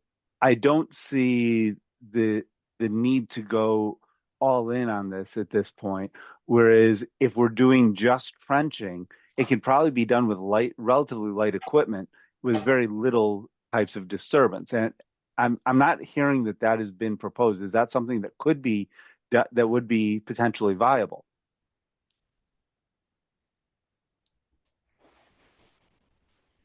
I would say a couple of meetings ago, and I don't remember if you were here, or sorry, Daniel, but we had discussed the construction phasing, which you may have heard earlier, which would include getting the underground in first. As you said, we're still and Peter, we would include the bases at those times. Correct. The underground because that's the real disturbance that is gonna take in place here. And that's what we want to get into place before, at this point, as the project moves on, so that we're not coming back in over parking lots and whatnot with equipment. So the bases and conduit is what we're hoping to get in, as has been explained. And I think after, three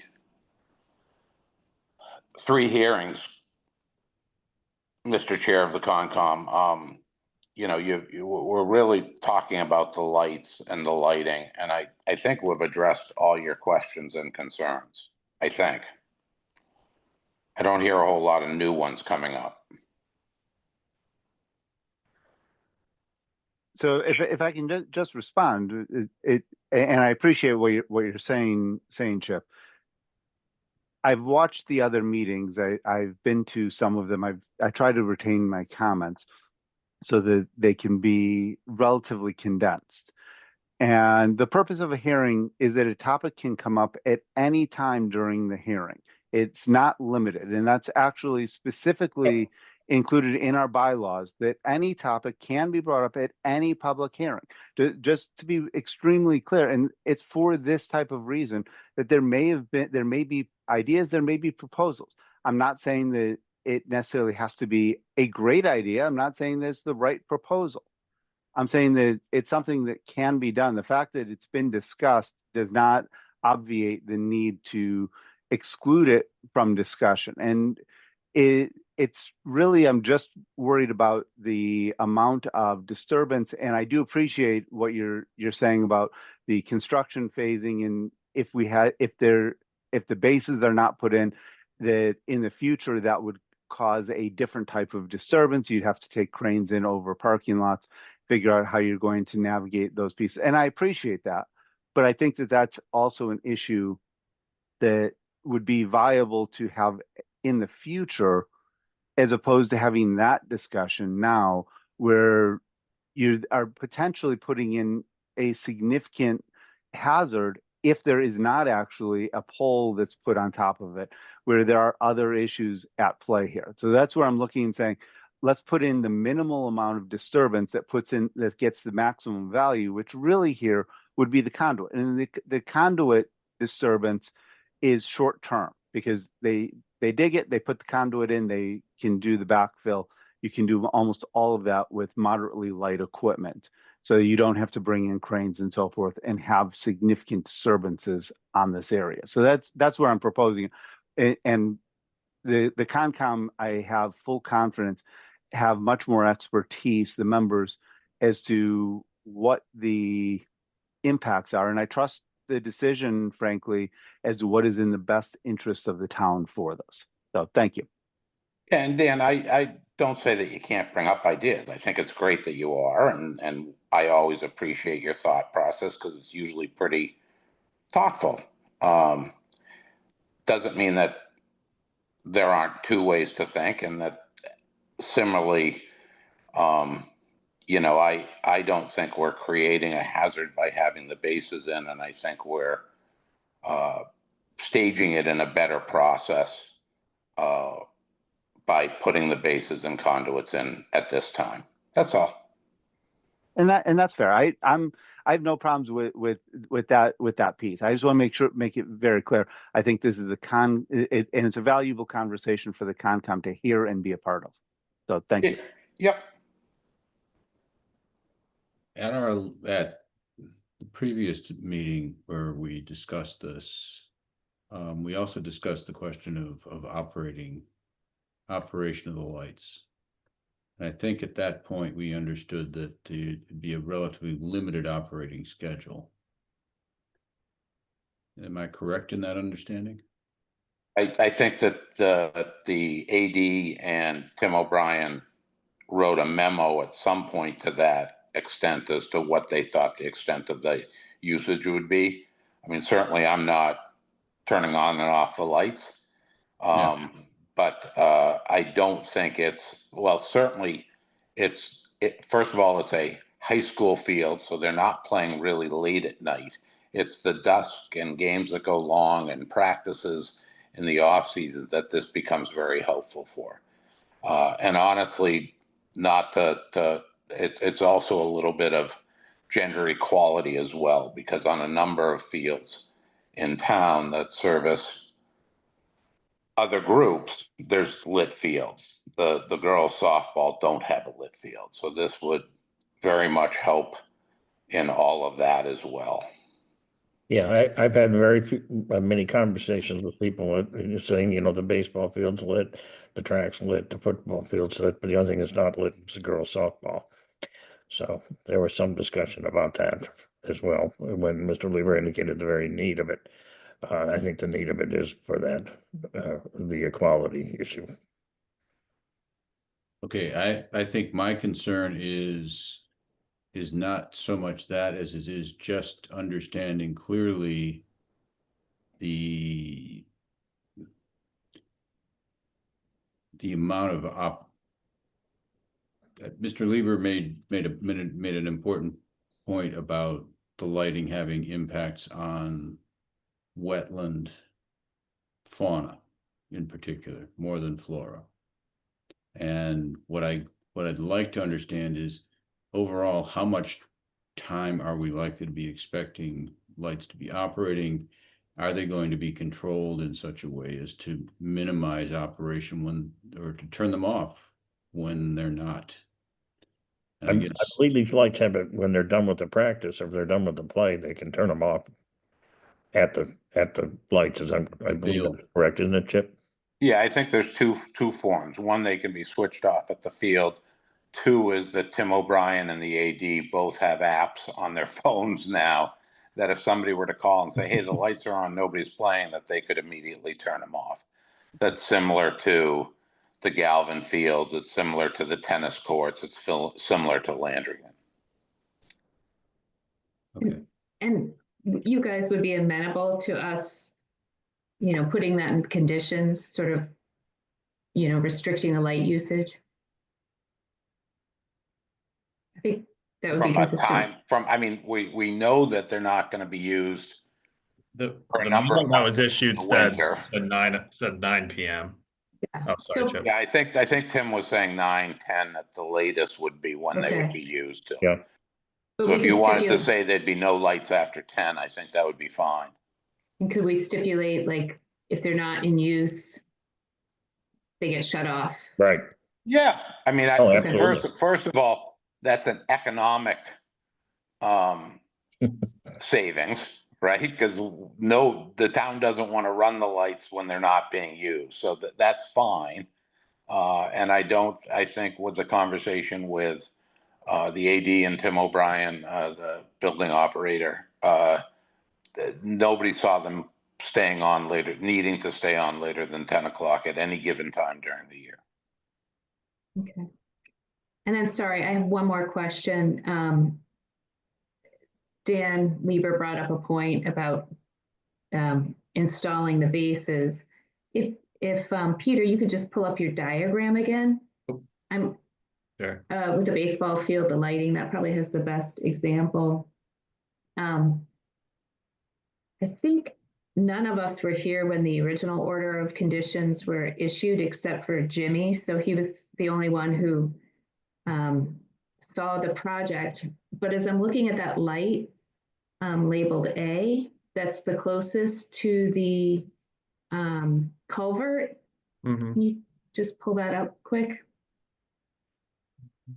Yeah, you see that? Yeah. Yep. Where does that outlet to the culvert go? Because it looks like the light, when you look, like I've been there, so I've seen water kind of, I know there's like a grate where that sort of V is. So is there any risk where you're going to put in the light that's going to impact some of the drainage and, work you did to culvert these things, or to, I have no, I just know there was a lot of work with the water. Yeah, no, that's a fair question. So we actually, it actually is shown on, actually this shows it a little bit better just in terms of the light location. So the culvert actually comes out and then makes an immediate left to run under the softball field. So we made sure that this pole base is located, I believe it's 10 feet off of the culvert itself. So it won't disturb the culvert structure or undermine it at all. The only thing it might hit would be some groundwater, which is to be expected. But the base will be designed to account for that in terms of it'll have grout and it'll be deep enough to support the light. Okay. That would be a shame if you did all that work. Yeah, we don't want to dig that up again. No. Okay, Yeah, thank that you. would be inexpensive. Yeah. Okay. I don't have any other questions. Okay. I had a question before we move on from this. So as far as the conditioning, were you looking for a specific time or just minimizing the light usage to when the field was in use? I think, Eleanor, you your thoughts? I'm thinking the latter, that we minimize light usage to when the field is actually in use. Use and no later than, and no later than 10 p.m. Okay. or 9, was it 9:30? I can't remember what the dark skies thing said. The standard operating procedure that was issued said 9 o'clock. And I apologize, I meant to attach that again, but that was issued before the 3/18 meeting. Mhm. That's the one that came from the AD. And that one said, no events extend past 9 p.m. Okay, then And 9 that's p.m. it would be. Okay. And then I did receive some comments from a member of the public today that wasn't able to make the meeting, so I'm going to share those and then we could read through those before we vote on anything. Okay.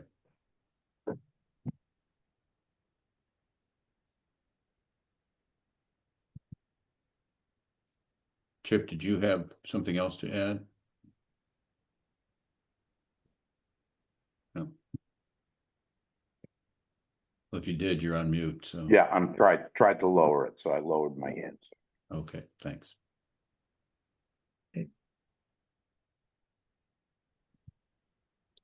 Let me know if you can see that. Mm-hmm.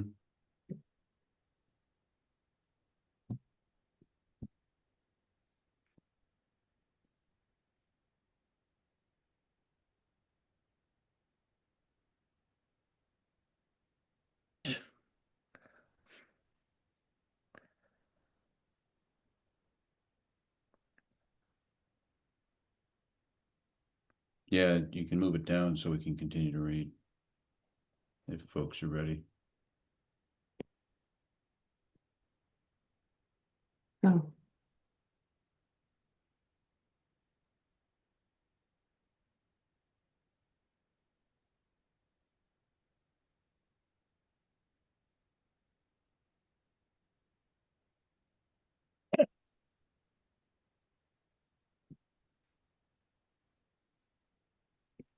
A lot of this stuff has nothing to do with the lighting.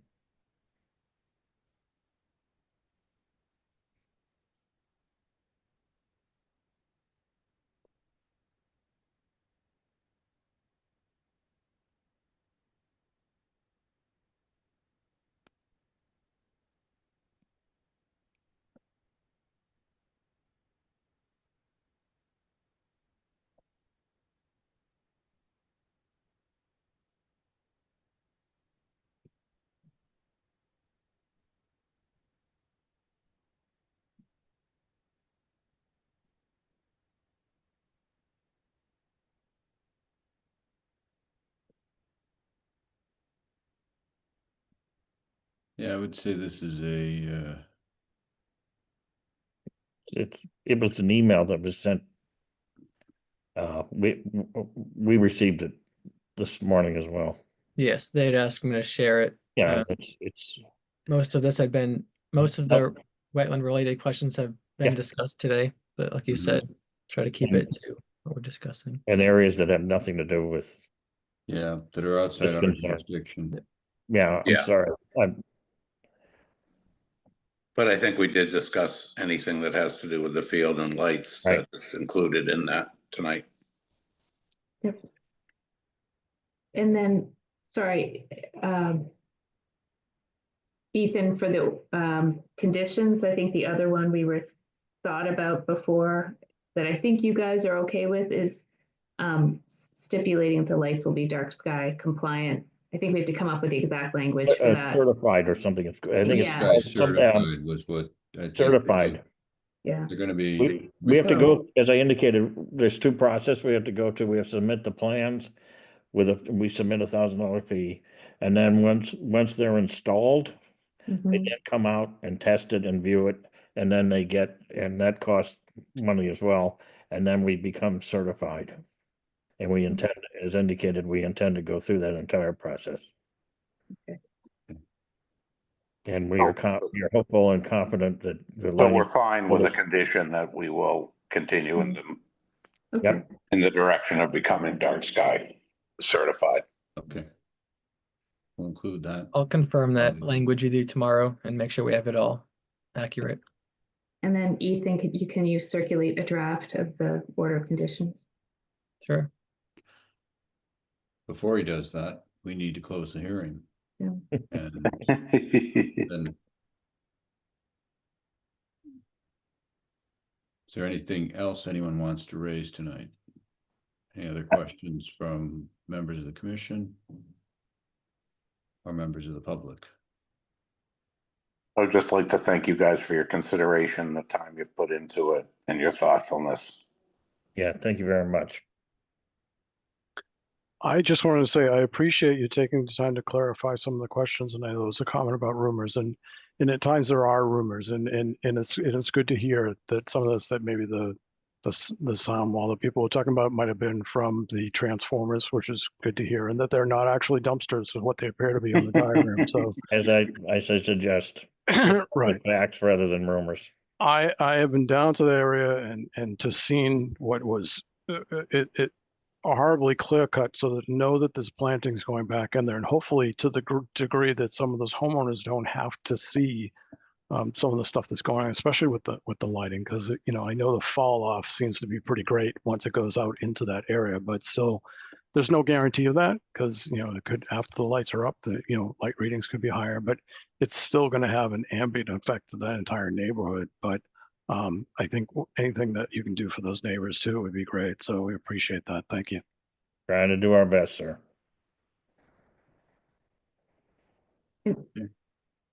Sorry, one last, along the approval route, do you guys have to go to ZBA or anything like this Yes, for the yes, we do. heights? Yeah. Okay, Yeah, we do.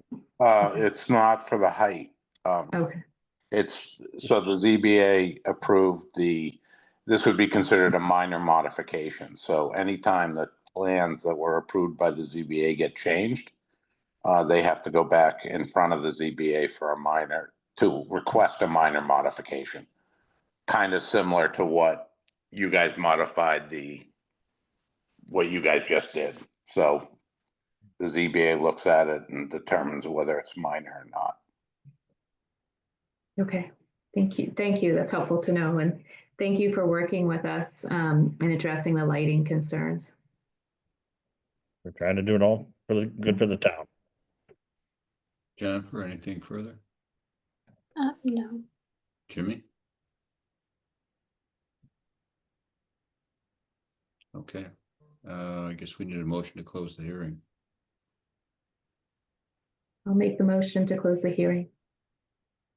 Second,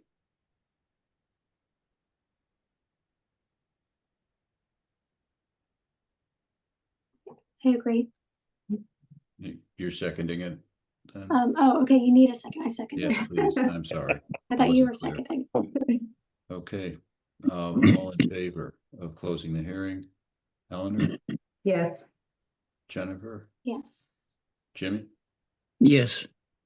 And I vote yes, so the hearing is closed. Next step would then be to authorize Ethan to draft an order of conditions. Is that correct? Did have one question. Would is the applicant going to have a chance to review the order prior to it being finalized? I think Ethan was suggesting he would be providing Like a draft. Soliciting your comments on a draft. Is that correct? Thank you. Yeah, I personally would prefer to see the draft, like have it go to everybody and then we come back like we've done with other applicants and just approve it, agree that Okay, and that makes we've got sense it to me as right, well. and if you want to we'll- tweak some language or. Okay, so the hearing's closed. Sure. Ethan will draft an order of conditions, and we will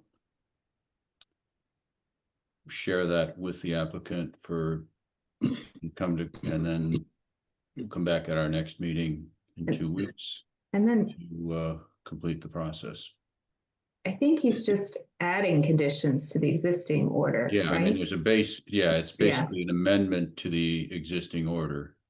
And it would be adding the conditions we've discussed, as well as the authorization for the installation of the lighting in the buffer area to the wetland.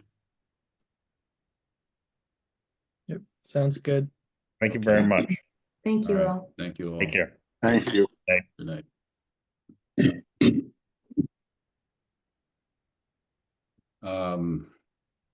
Back to our agenda.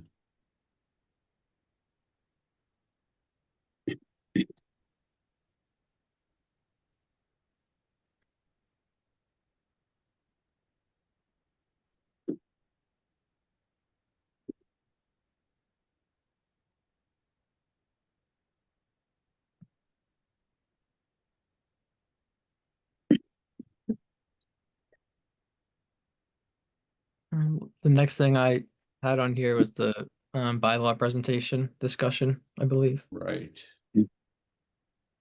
So I'd sent, I don't know if you want to look at it now or if you've looked at it already, but I had sent around sort of an updated version of a potential presentation, just giving an outline of what can be included and what that might look like at this point. Went through it once and I thought it made sense. You had suggested it might be too long for a broad presentation. And I think one of the areas I thought might be able to be thinned down, might be the definitions component. May not need to go through all of those. I'd defer to my colleagues though as to what their thoughts are on that as well.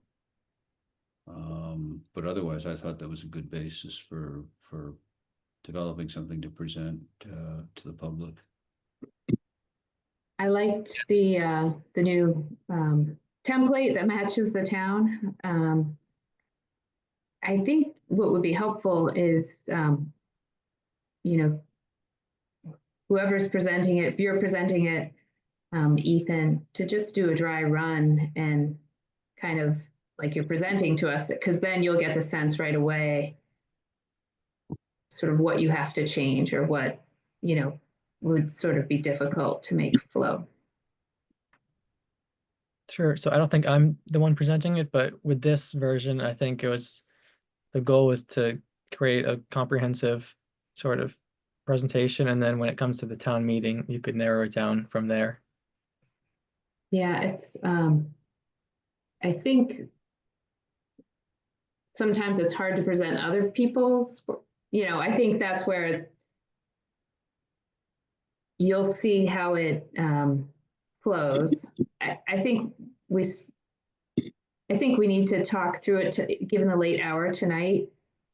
It might not work, but have you read through it and then we can kind of think about what images are missing and then simplifying a little bit. Sure. I don't think it's done at this point. I was sort of passing it along to you guys to add on to it or edit it as you please. Yeah. I was just trying to start off with at least a little bit of an outline of what would be on there. Yeah, I'm happy to provide some material to put in, and you know, we can see how that fits in, and you know, also think about trimming it back because I think we talked about a goal of it being 10 slides or less, especially because there's a time limit for town meeting. Yeah. I think the presentation that the way it stands would be good for the initial public presentations of it, not for the town meeting presentation. That's what I thought this one was for, this iteration. Yeah, this one's definitely too long for the town meeting. It's sort of just presenting at our meetings or having it as a resource for the public leading up to the town meeting process. Right. I think what we've heard is we really should get out there and do some informational sessions, or at least try to do some informational sessions. We'll see what kind of attendance we get. But, yeah, I would be worried about keeping it short now. I would be worried about leaving out information and sort of not getting the whole picture out there, considering we're not quite at the town meeting yet. You know what would be really helpful? It dawned on me as I tried explaining it to a couple of people when I've said, oh, we're working on a, you know, wetlands bylaw. I get an immediate, oh, I wish, blah, blah, blah. So the one I keep hearing is, I wish people in Wakefield wouldn't build within 100 feet of a wetland. you know, and so having an FAQ where these common questions come up, like why we're not doing that approach, would certainly be helpful. Yeah, I did have an FAQ slide, but I didn't have any questions listed in there yet. Yeah. We'll And add I those as saw they that come you in. had an outline with the potential for FAQs. And they'll come up when you start talking to, Yeah. you know, to people.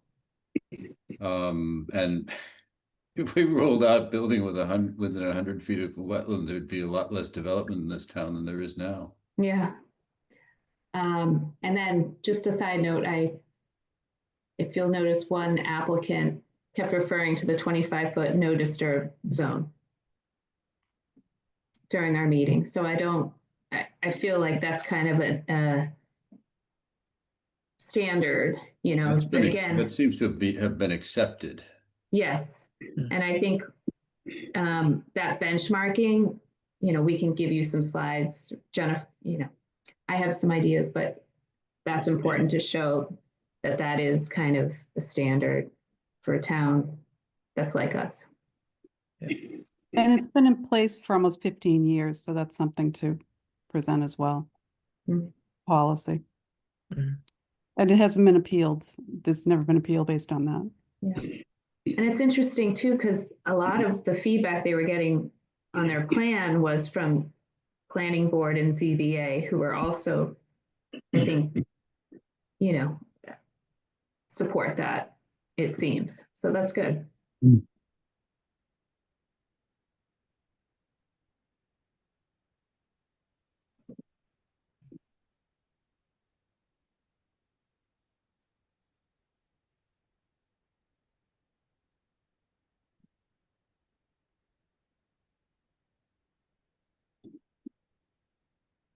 Anything else on that outline tonight?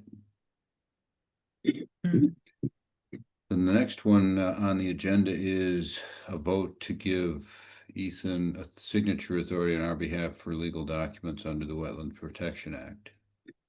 You need to vote for Ethan and for Elaine, just two separate votes. Okay. I guess, what's the rationale? Like, why do we do that? We did this. Otherwise, each Oh, person sorry. First, sorry. Go ahead, Judy. So you don't have to all sign the document, because that has been a problem trying to get it around to people with the meetings are remote. Yeah. But this is different than we are. I'm We sorry. did this I when thought I we first already. started, but with the new commission, it's just keeping it, making sure I can sign on behalf of all of you. Right. We have to authorize him again with a newly constituted commission. But I think before it was just signing the orders of condition. No, it wasn't. It was that's why I put the wording on the agenda, because that was the same wording you used last time.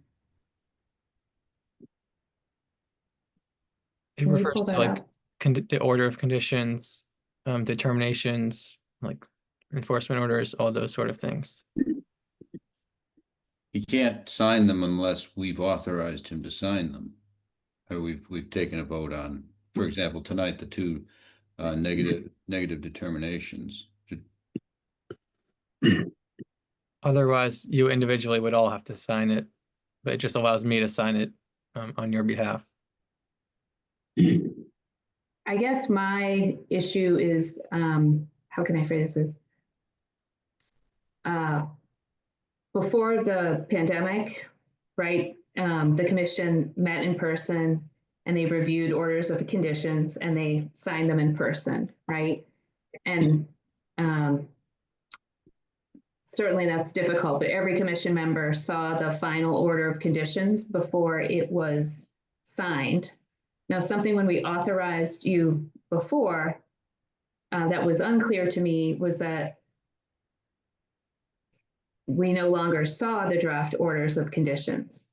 So that part to me feels like an abdication of responsibility. And I don't think that is the way we should function going forward. I think it's important that we as a commission have oversight and that we review every draft order of conditions before you sign it, that we're not abdicating that responsibility as a commission.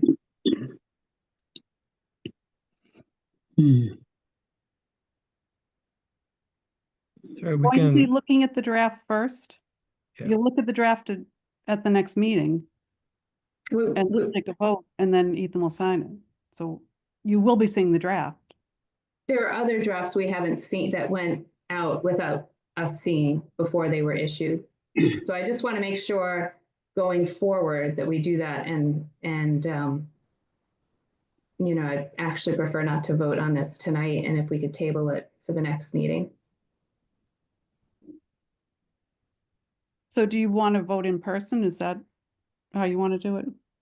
No, I would want to phrase this vote to make sure that we are reviewing the material before anything is signed by Ethan, that we should have oversight responsibility. Right. I don't know that that needs to be included in this vote.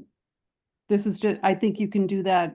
You can certainly have that statement, but I don't know if it needs to be included in this wording, because this is for the registry. It's not clear from this wording. no, this is just for the legal authorization for the signature, but I mean, I can agree now.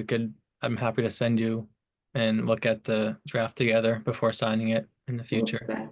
That's Yeah, I mean, I haven't seen a draft enforcement order. Like, I think we're kind of neglecting our responsibilities a little bit, the way things have been done. And it's not really fair to you, given how new you are, Ethan. And we are all new and getting familiar with how, a commission should operate. So can I I would ask how it suggest would we typically? actually, sorry, Jennifer, go ahead. Oh, that's okay.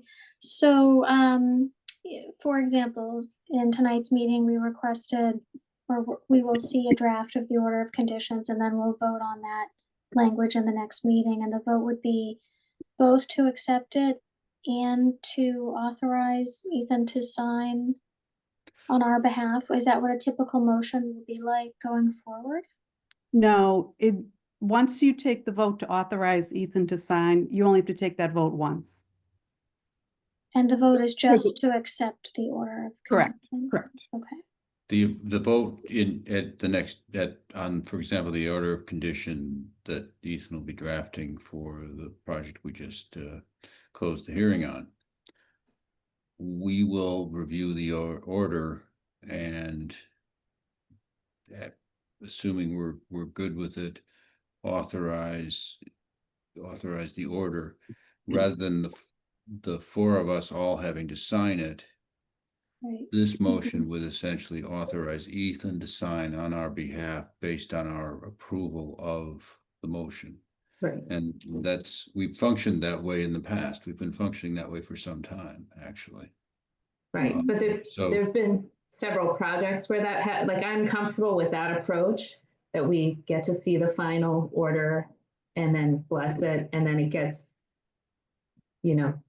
signed and submitted by Ethan. What I'm not comfortable with is us approving an order and not seeing those final conditions.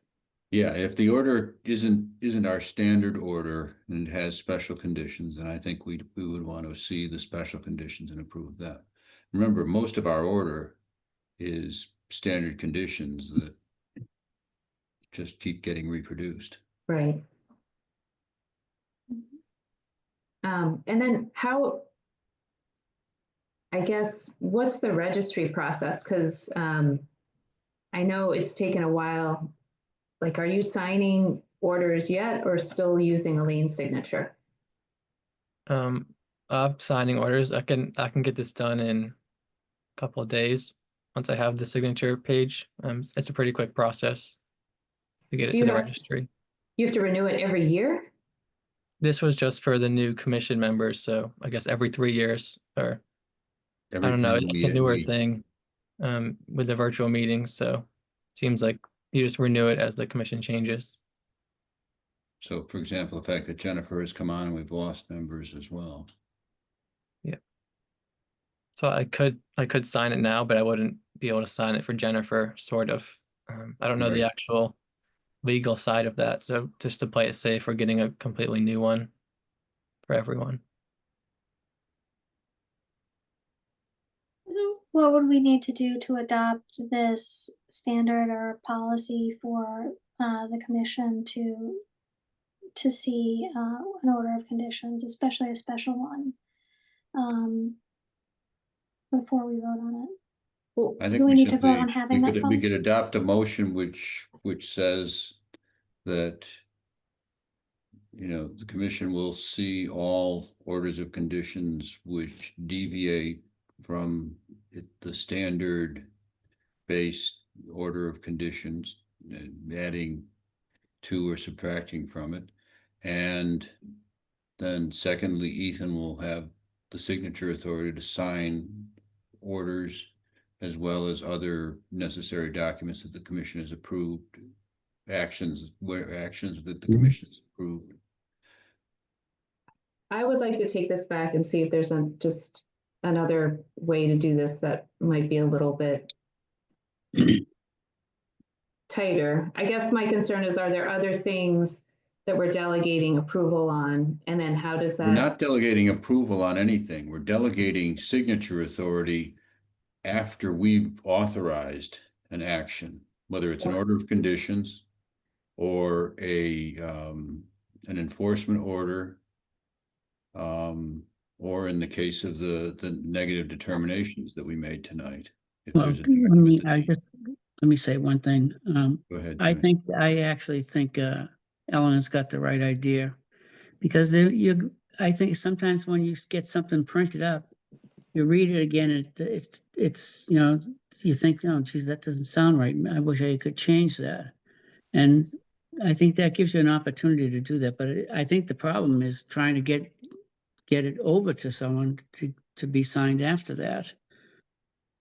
I mean, in the past, I remember when I first came onto the commission, there were periods Yeah. where people would have to get together on Saturday to Yeah, actually sign right. documents. Right. Yeah. Yeah, I and don't then think I believe the you- appeals process starts from the moment it's signed and issued. So being able to sign it faster just moves along the process quicker as well. Mhm. Or the So date of issuance or whatever that wording is. I guess, you know, the way I would probably reword this would be vote to give Mr. Fleming signatory authority on the commission's behalf, like once off, you know, on the commission's behalf, once authorized by the commission for these documents under the Wetlands Protection Act. So this signature authorization is separate from our permits. It's more of a allowing my signature to stand in place for yours. So it would have to be a separate thing from what I understand. But I'm happy to still do that and go along with that, whether or not it's official. Mm. Do you have the exact language that's sent to the registry? Can you send that to us? And then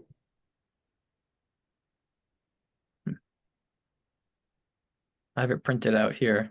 okay. Yeah, my thing is just making sure that we're always reviewing anything before it's submitted to another board.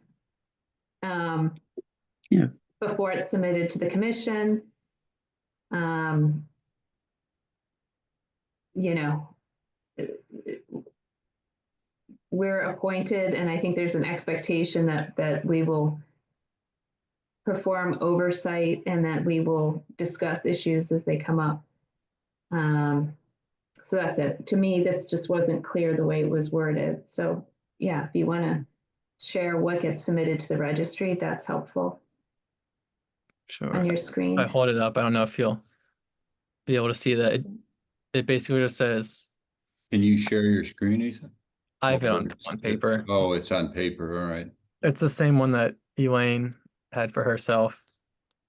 It just says motion to authorize the conservation agent, Ethan, to physically sign WCC documents in the name of the WCC.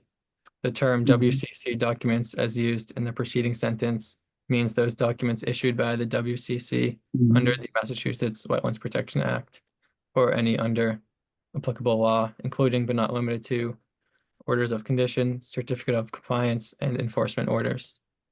It doesn't really have anything additional to the fact that it allows me to sign the documents for you. Okay, and then I assume that was drafted by town council. I'm not sure. Okay. Yeah, I mean, Maybe I'm, Tom Mullen or something. But it gets- That's specific enough. It gets a test true copy by the town clerk, so it gets stamped by the town clerk before going to the registry. You comfortable with that, Eleanor? Yes. Again, just as long as we're seeing that final before it's submitted. That essentially we're authorizing you to sign it, and submit it on our behalf. Sure. I would like to have some sort of framework to work with for what you do or don't want to see, instead of just a case by case basis, just so I know when something comes up, if it's something that's I can take care of in the moment or bring back to you guys. Yeah, I think that the list that that resolution contains is actually a pretty good list in that regard. It's orders, conditions, enforcement orders, Certificates of compliance. certificates of compliance. I've actually never seen an enforcement order or certificate of compliance, anything but a notice of intent. We've issued very, very few. I don't think I've ever issued an enforcement order in my time here. And I'm not sure, in general, I think the certificates of compliance don't need to come before us. I mean, they are essentially more of a ministerial action where the applicant presents, after they've completed their work, they present as professional engineers of affirmation that they've complied substantively with our order. And assuming they provide that with the engineer's stamp on it, then Ethan's, generally able to issue the orders, the certificate of compliance. And I'm not sure we want to have every certificate of compliance show up in front of us and go through all of those compliance documents ourselves. Well, those go through the commission. They go and they get voted on by you guys before I issued them. The certificates of compliance do as well?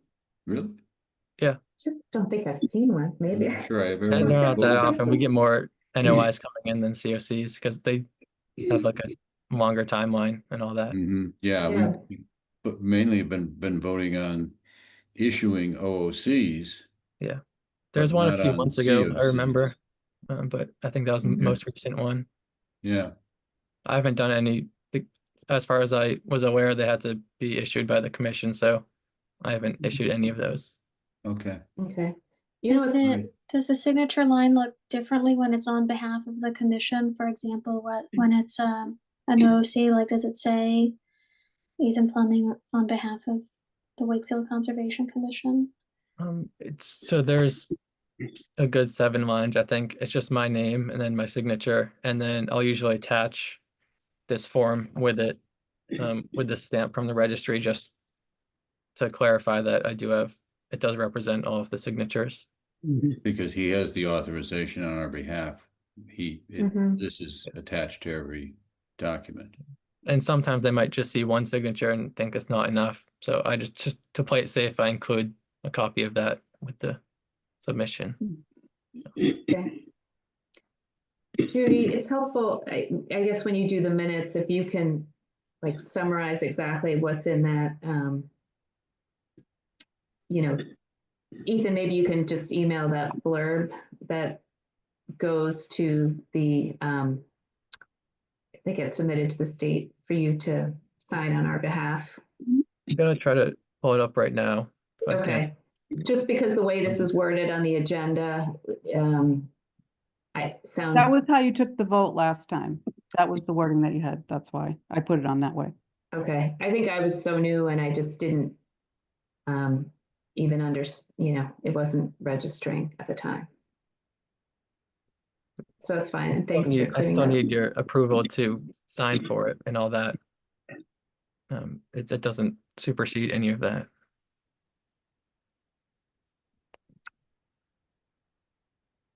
So you're looking for a motion? No, he's I'm gonna just pulling up actually this put it at the up moment. on the screen, I Okay, think, for okay. us. Yeah.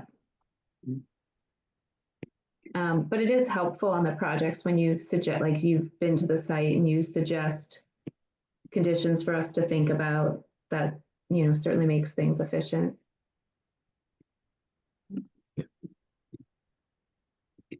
I feel like the standard conditions tend to cover everything, even on larger projects. They're pretty well written from what I've seen. But yeah, there's always something new to add. And we've come up with a couple tonight for. Yeah. And maybe to Jimmy's point, I think Jim, you've always brought up, oh, we have to see if the things we're requesting are actually working. And the way to do that is actually for conservation members to go to do the site visit when you're going to issue the certificate of compliance, because then you can sort of see, oh, was that worth it or not?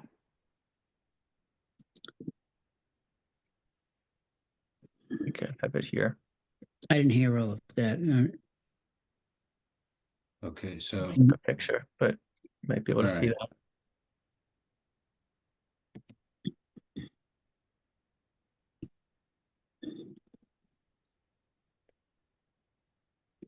Oh, yeah, my pen marks on there. Can you see this? That was for Elaine, I think, right? No, This is for the one I have Ethan. now. We I just removed the names and updated it to what it would look like today. Oh, I see. Okay. This is what and I would just authorize the conservation agent, Ethan Fleming. I would just insert Fleming after your name, Ethan, Yeah. your first name, to physically sign in the name of the WCC. Okay, and then when it says or any under applicable law, that means any law in which the Conservation Commission has jurisdiction. Yes, any law that you would issue. I would suggest you reverse the order of those two words, any under any applicable law.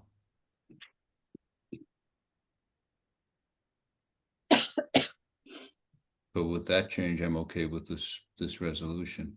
And I'll look through it again just to make sure I'll compare the versions to make sure there's nothing else missing, but yeah. Okay.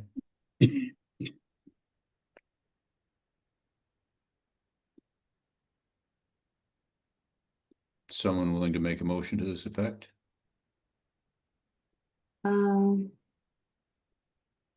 Think of how to say it. It's getting late. This is where my brain goes to mush. So how do we want to phrase this? I make a motion to give Mr. Fleming signatory authority on the commissions. I would suggest we make a motion, move to adopt the resolution as drafted. Oh, okay, that's better. Jennifer, do you want to say it? Sure. Could you put it back up on the screen? Oh, yeah.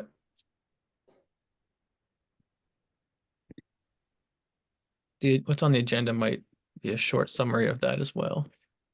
I think this is better. Oh, yeah, there I it like is. this. Yes. Okay, so I'll make a motion to authorize the conservation agent Ethan Fleming to physically sign Wakefield Conservation Commission documents in the name of the commission. The term Wakefield Conservation Commission documents as used in the preceding sentence means those documents issued by the Conservation Commission under the Massachusetts Wetlands Protection Act or under any applicable law, including but not limited to orders of condition, certificates of compliance, and enforcement orders. Okay. Yes, I'll second it. Okay, thank you, Jimmy. Okay. All those in favor?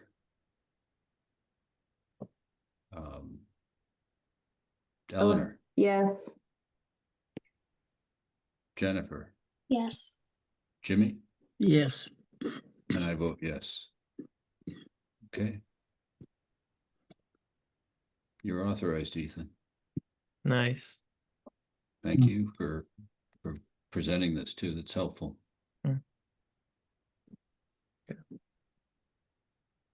Nice. And we have one last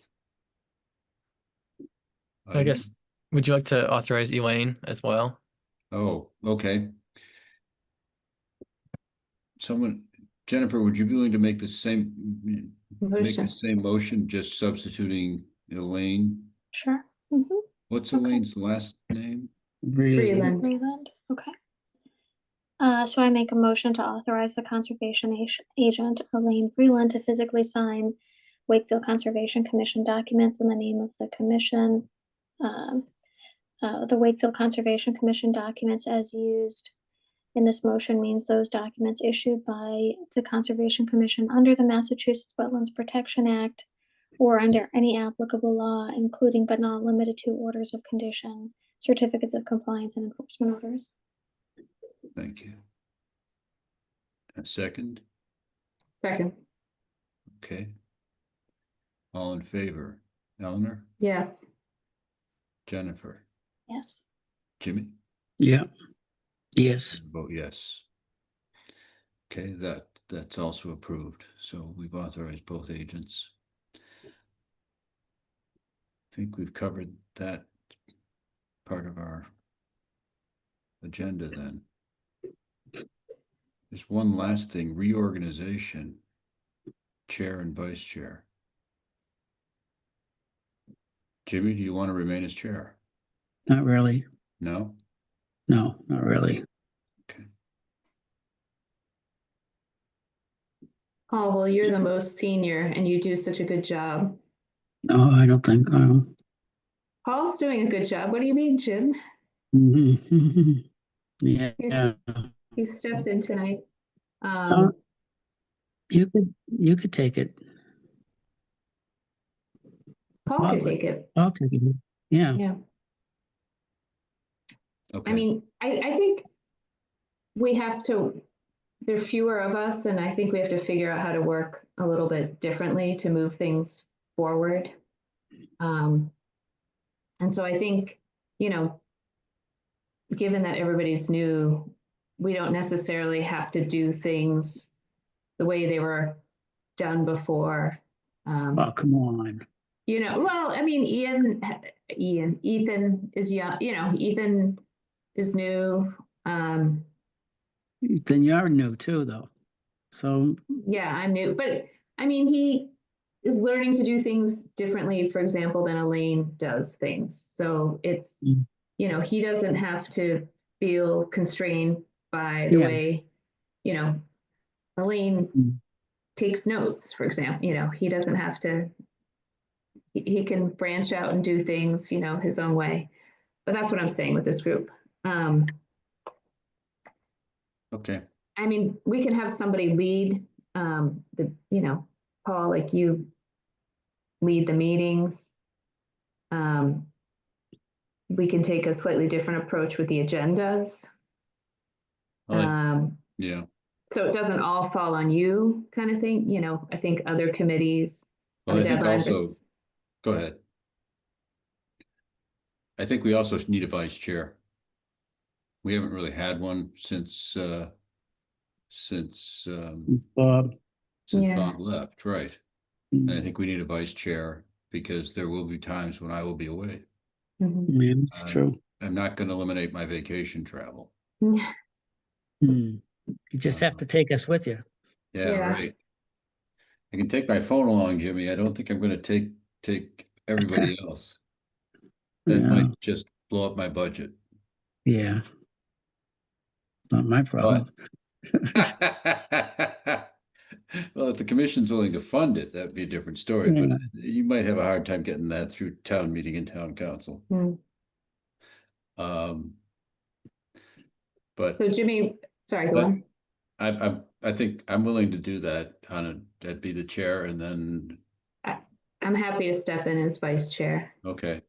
All right. Then I guess we need to just someone needs, I presume we need to actually vote on this. We do.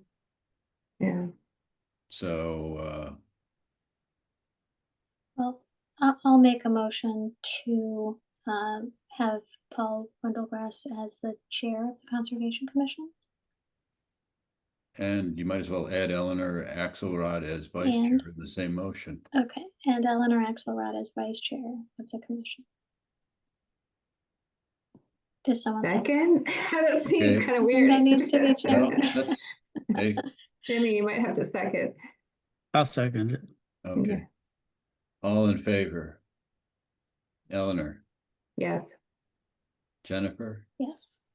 Jimmy, Yes. and I vote yes. Okay.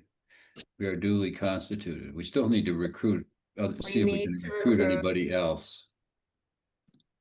Mhm. And we need more education. Yeah, well, I think I was just thinking about that today. I'm going to take a look at what Mac offers because I think I need to do some work on those kinds of things. Yeah. So, Judy, do you get their Ethan, emails? I know I get their emails, but the DEP circuit, I don't see those yeah. so much. Yeah, I think you guys have stopped sending them to us. They're actually really helpful if she sends them out weekly. Really? Okay, I don't see Yeah. them. I get a handful of emails from the DEP. I try to send along the ones that are relevant No, to don't us. send them all, honestly. I get them like every couple of days. I'm worried about you having too many things in your No, inbox. You start to miss things. I mean, I I try was not to. embarrassed talking to her about the amended order thing, and she said, "Oh, I just sent that last week. Didn't you see that?" No, yeah. So I did send that one along. when that Ethan one did came out. send that one, Eleanor. Yeah. yeah, because I asked him to. Yeah. Yeah. But there were some others in April, so if you can just go through and those like Monday weeklies, but she's only emailing the staff with the expectation that you guys are going to forward them on to the commissions because it's too many Most of people what she for her does to is keep for the track. staff. But yeah. I mean, there's a lot that comes through, so I know you want to see everything, but sometimes it's just not relevant. So again, I'd like to have some sort of benchmark of what you would or wouldn't want instead of just an arbitrary, like, send everything our way. Well, there were some trainings that we were eligible to attend. So that's good. And pretty much she has like a weekly Monday email.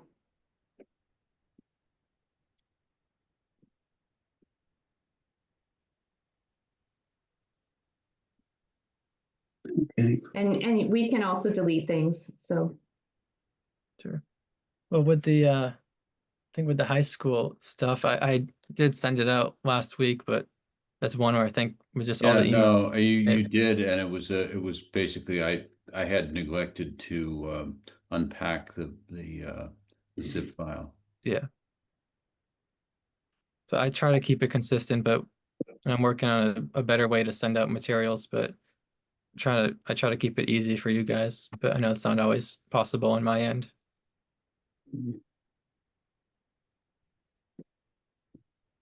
I think we could, Judy, I had suggested to Ethan that the projects go up on the website like they used to, and then maybe the meeting materials are for other like policy stuff. Yeah, they're not doing it that way anymore. It's not up to us. They changed the process. And I think part of it is there's not enough room on the website. Because the Oh, projects would go up and then once they were closed, they were taken down. And then I think there was a complaint about the project should stay up. So I think they streamlined it to including it in the packet. who's they? Is that? Council, I guess, because it goes through Sherry. Oh, okay. So it's weird because there's still like the Vernon Street That's project and stuff. right, but that's before they started doing this. Okay, so That could have that's been taken down. that can be taken down. Okay, so Ethan, you should have that taken down. I'm sure it'll get taken down and I'll sort it out once they sort out the new website and everything too. Well, I think the expectation is the staff manages each department's page. No. Ethan doesn't manage the page. It's done, Jennifer McDonald does the page and Sherry does the meeting materials. Jennifer McDonald does all the postings and the But taking. she wouldn't know whether Vernon Street project is still relevant or not. One of you would contact her to say, take this down. No, I understand that, but we're not managing the page, she is. Correct. Right. But it's kind of, you're responsible for maintaining it and communicating with Jennifer, correct? Yes. Okay.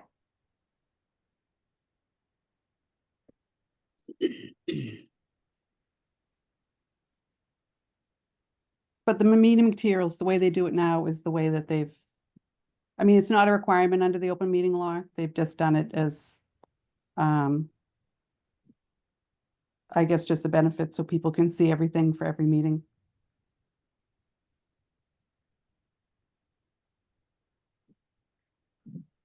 I guess tonight's was hard because it was 400 pages.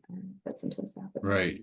We had a complaint from Ms. Scott about that.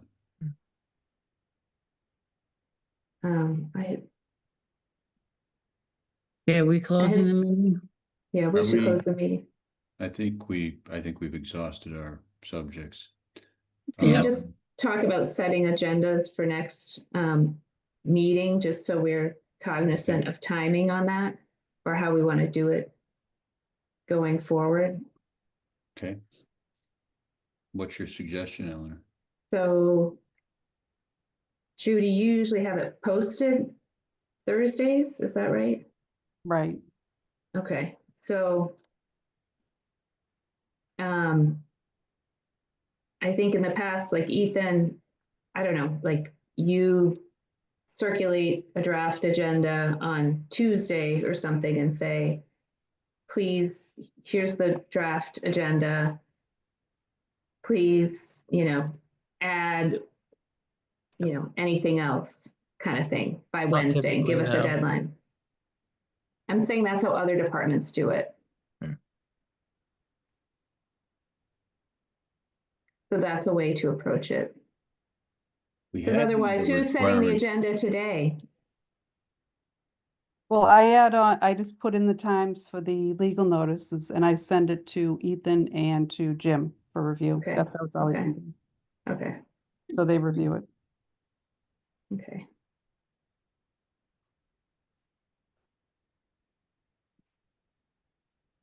Guess given our reconstitution now, they'll be coming to me and probably to you, Eleanor, for review. Okay. Any of you can request something on the agenda if you'd like. It doesn't have to go to the chair as far as I'm aware. I think that's true, yeah. Yeah. Okay. Great. Great. I think we need a motion to adjourn, close the meeting tonight. I make a motion to close the meeting. To adjourn, sorry. Yeah. Okay, second. I second it. All in favor, Eleanor, Yes. Jennifer, Yes. Jim, Yes. and I vote yes. Thank you all. for Thanks. Time and patience.